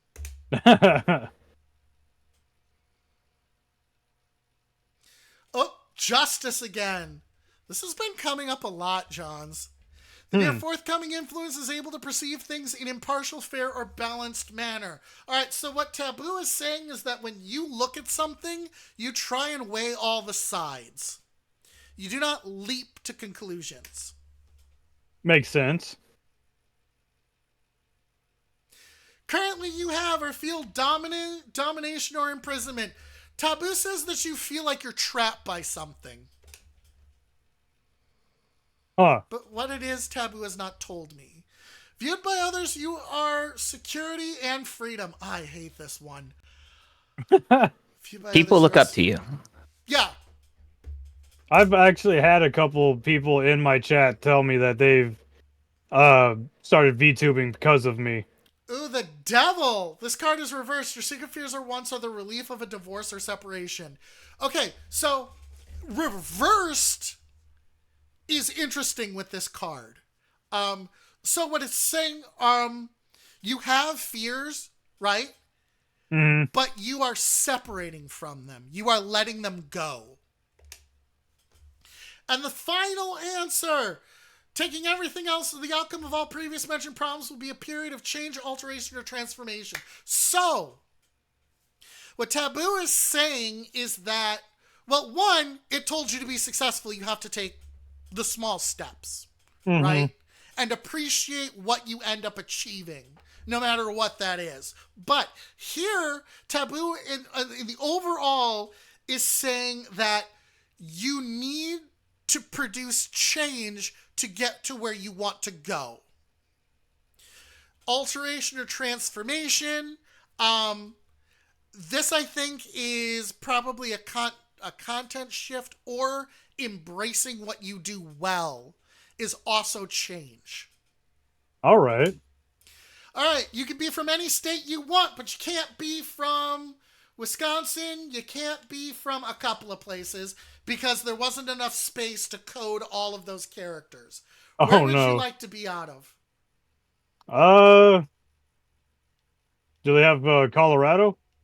Maybe. No. Texas?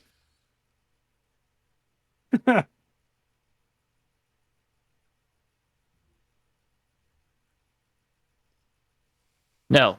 No. Lee, what? Let's do Florida then. Let's try there. Yes. Your lucky numbers are 4, 1, 2, 35, 16, and 14. How'd Taboo do? They did really good. Excellent. So let's learn a bit about Taboo. So, my question: how much do you think this game costs? Because we just played the entire game from start to There's finish. nothing else here. How much do you think it cost? I'm gonna say probably maybe like $5. Nope. $40 at the time of. Really? Oh, at the Yes. time, yeah. At the time, this was a $40 game. Full price game. Outrun won Game of the Year. Nintendo releases the last issue of Nintendo Fun Club News. Nintendo releases the first issue of Nintendo Power. Namco releases their first 3D polygon game, Winning Run. Here are some of the games: Afterburner, World Stadium, Outrun, the first Street Fighter, Rainbow Island, Bubble Bobble 2. The Nintendo console was out. Best-selling video game in Japan at this time was Super Mario Bros. 3. Oh, wow. There was a Dragon Ball fighting game released also as well. So this was... Dragon Spirit was released and won an award. Galaga 88 won an award. The first Ys came out on the Sega Mark III. Famicom Wars came out, and best puzzle game was Tetris. Nice. So this was a red letter year. Blaster Master came out during this time. Right? 88. Beautiful. Beautiful, beautiful year for it. So, did you know people speedrun this game? Really? Yes. Zarkonis, who I want to get on this show, beat this game with video evidence, 2 minutes, 7 seconds, 517 milliseconds. Oh wow. Yes.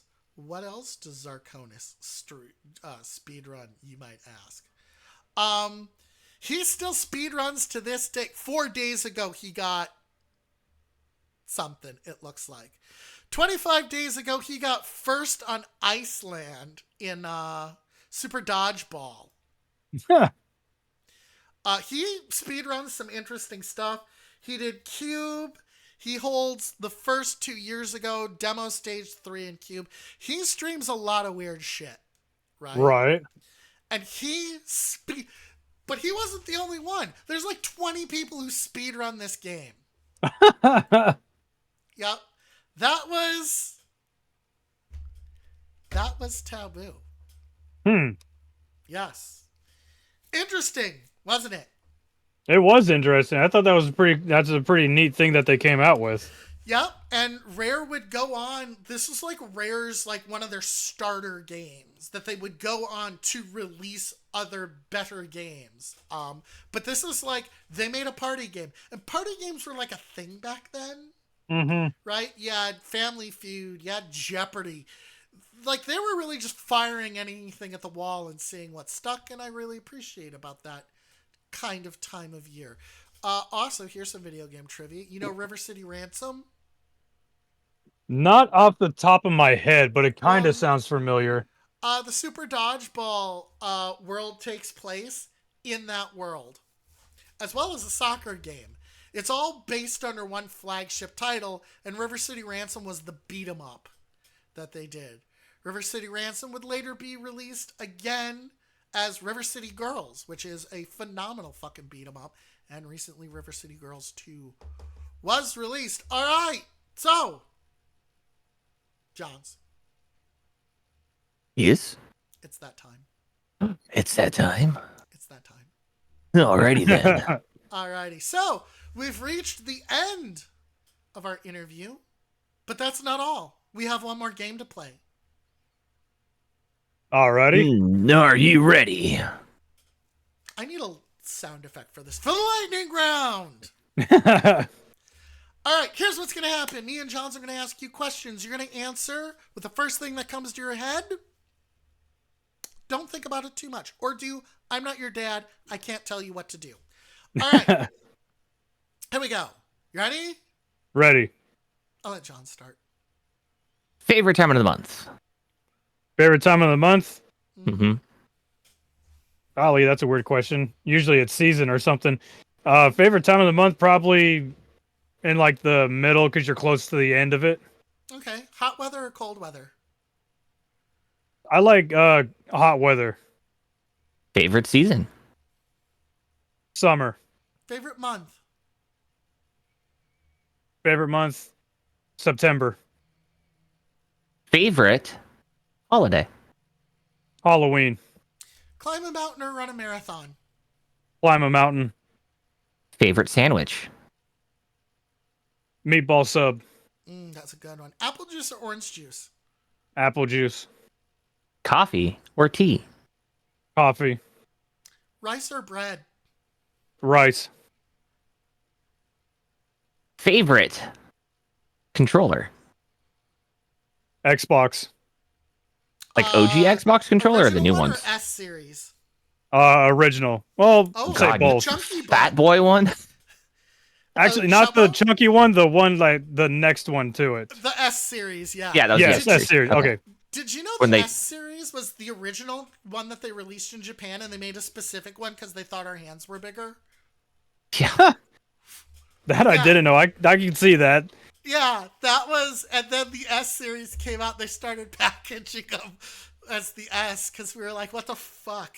Who can use this? It's so fucking big." All right. So we did rice or bread, rice or noodles. Noodles. Noodles are good. Favorite Specific type? kind of noodles? Yeah, favorite kind of noodle. Udon. Can you dance? Also, udon's Not very delicious. good. Favorite rhythm-based VR game? Beat Saver. Favorite word. Favorite word. Ah, farol. Oh, that's good. Oh, what does that mean? It's just, uh, like if something happens that's kind of dumb or stupid, or kind of like if you get like a no or something, you're just like, ah, farol. Oh, that's good. I like that. I like that. All right. Yeah. John's. Favorite genre of music? Heavy metal. Country you'd most like to visit. Japan. That is a good one. Mm-hmm. Favorite social media app? What? I don't think Twitch would count. Twitch does count. Oh, it does? Yeah, Twitch. Yes, it Which does. is a social media app. Yep. Finish this sentence. Back off, bro, or I'm gonna. Kick your ass. Good. All right. Favorite subject in school? Lunch. Favorite shape. Hexagon. Oh, thank God. So I love trapezoids, and the reason is because if you put two trapezoids together, they make a hexagon. Because my favorite number is 6, and 3 is a core component to 6. He just doesn't like a parallelogram. That's what it is. Eat shit, not a real shape. It is a real shape. All right. Favorite. Crap. I just had it and then I lost it. 'Cause Favorite the crap? coffee's kicking in. I don't know. Favorite number. 63. Nice. Favorite Favorite VTuber. Yeah, favorite VTuber. Ah, fuck. Mm-hmm. Royal Rampage. Wrong, me, but I'll allow it. Favorite thing about the set. About the set? Yep. Nice and roomy. The couch is comfy. Thank you. All right, 2 what's more in your glass. mug? What's in my mug? Yep. Yeah. what's in my mug? Irish coffee. That's really good. I do love a good Just- whiskey or Bailey's. Whiskey. What kind of whiskey? Knob Creek. Jack Daniels. Knob Creek is good. Maker's Mark. Maker's Mark is also good. You go up to the bar, right? Put your arm on the bar. Bartender says, "Pick your poison." What are you picking? The strongest thing they have. Nice, excellent. So, Everclear sugar and lemon juice is an actual fucking thing. Oh, I've Not been just- tricked in. I've been tricked into having a shot of Everclear without knowing it, thinking it's just vodka. Oh, that shit is brutal. Oh yeah, it is. Yeah, you want to learn to dissolve sugar? Everclear. Everclear. Exactly. Yeah. Closest It's thing to also- rubbing alcohol you can drink. Yep, it's also used in a drink called apple pie, which tastes exactly like a fucking apple pie, and that's very dangerous. You can get really fucked up off that. Actually, that was me and homemade peach moonshine. Oof, Like peach pie moonshine. Oh, it was so good. fucking. All right. Favorite reason to stream? Making people's day. Just brightening their day. I love that. That's so good. Why is your tie purple? Why is it purple? It goes with the kind of the Joker theme with the green and purple. Oh, we got to Okay. extend this out another 90 seconds. All right. Here's my It's an thing. ad, and then we get the last one. Okay. All right. But we're at We have a couple more questions. All You right. do. So, you have been shrunk or it has been blown up. Either way, you are fighting an anthropomorphic fruit.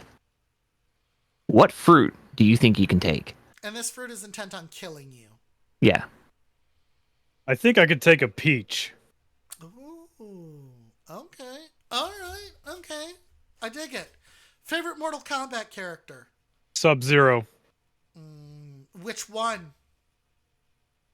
The original from the first one. Okay. The masked one? Yeah. Yes. All right. Bihan. Yeah. Why is Soul Calibur better than Mortal Kombat? Why is Soul Calibur better? I think because you can. Well, I think you can do it now in the Mortal Kombat games, but back with Soul Calibur, you can customize your own fighter and stuff. I was about to say because it's Ivy and her big personalities. Hi-yo! Favorite Street Fighter character? Favorite Street Fighter? What's his name? He's green guy with orange hair. Blanca. Blanca, that's it. I want to say Baki, but that ain't it. All right. Last question. First, Kodiak, Okay. ask Johns a question. Oh wait, I ask you guys questions? Ask John a question. That's part of the lightning round. Ask Johns a question. Favorite pizza topping? Funny enough, barbecue sauce. Pineapple Nice. pizza, justice or not? I mean, whatever floats your boat. Me personally, I don't like it, but Okay. Fair. Now we have a very important question. Okay. All right. Kodiak, this is the most important question of your life. One in which you could save the entire race of humanity. But we must know. What color underwear are you wearing? oh, I was supposed to wear underwear? That's what's Hey. up. Free balling is an answer. Free balling is an answer. All right, are you still streaming after this? No, I'm going to take a break and then I'll probably be back later on I heard tonight. that you were gonna. I was peeking in your chat and there was like Fortnite thing. So if you were still playing, we were gonna raid. If you were still streaming, we were gonna raid into you. Yeah, I could do a couple rounds of Fortnite and then I could raid out to someone. Yeah, do it. All right, so we're gonna go raid into Kodiak. I'd like to thank Kodiak so much for being here. You were a really No fun problem. interview. Anytime. You were a very fun interview. I might get in touch with you to collab. Maybe some Fortnite or something. You can carry me. But I got a bad back, so. Oh shit! Then I'll carry you. All right. So Kodiak is a streamer, part of the Twitch Creators Club. Likes movies. Is very not. I actually learned a lot from you about movies. That's very cool. And can hold his own in a video game conversation, which is really fucking cool. Give him a follow. We're actually gonna go raid into him right now. If I could spell Right, his meow. fucking Right, name meow. right. Meow, meow, meow. Meow, meow, meow, meow, meow, meow, meow, meow. Do I look like a cat to you? Do you see me jumping all nimbly from tree to tree? Littering and Smoking the reefer. Smoking the reefer. But I will be in 2 different places later on today. You can catch me at 4 Central Time on Dr. Kat's stream playing Liar's Bar. And then later on afterwards, I'll be with Jadsworth playing fucking Lockdown Protocol. So I have a busy day. Over on the But Stack Up channel. over on the Stack Up channel, be there. Don't worry, bastards. I'll probably be there too. Yeah. But with that, I've been Jamie. I've been your dynamically augmented media independence, hardest working game designer and AI on Twitch. And I don't give a fuck what John's at War says. This has been John's at War. Second. Hi, everyone. Yeah, second greatest game designer on Twitch, right after me. This has been the lovely, the beautiful, the fluffy Shannon. And of course, our good friend, Kodiak. Give him a follow, and I will see you later. I'm on my ending screen, but obviously they can still hear us over on your end. I'm supposed to be on my ending screen. Why aren't you working, Steam Deck? All right. Well, you all have a wonderful one. Love you. All right, bye. Bye. Bye.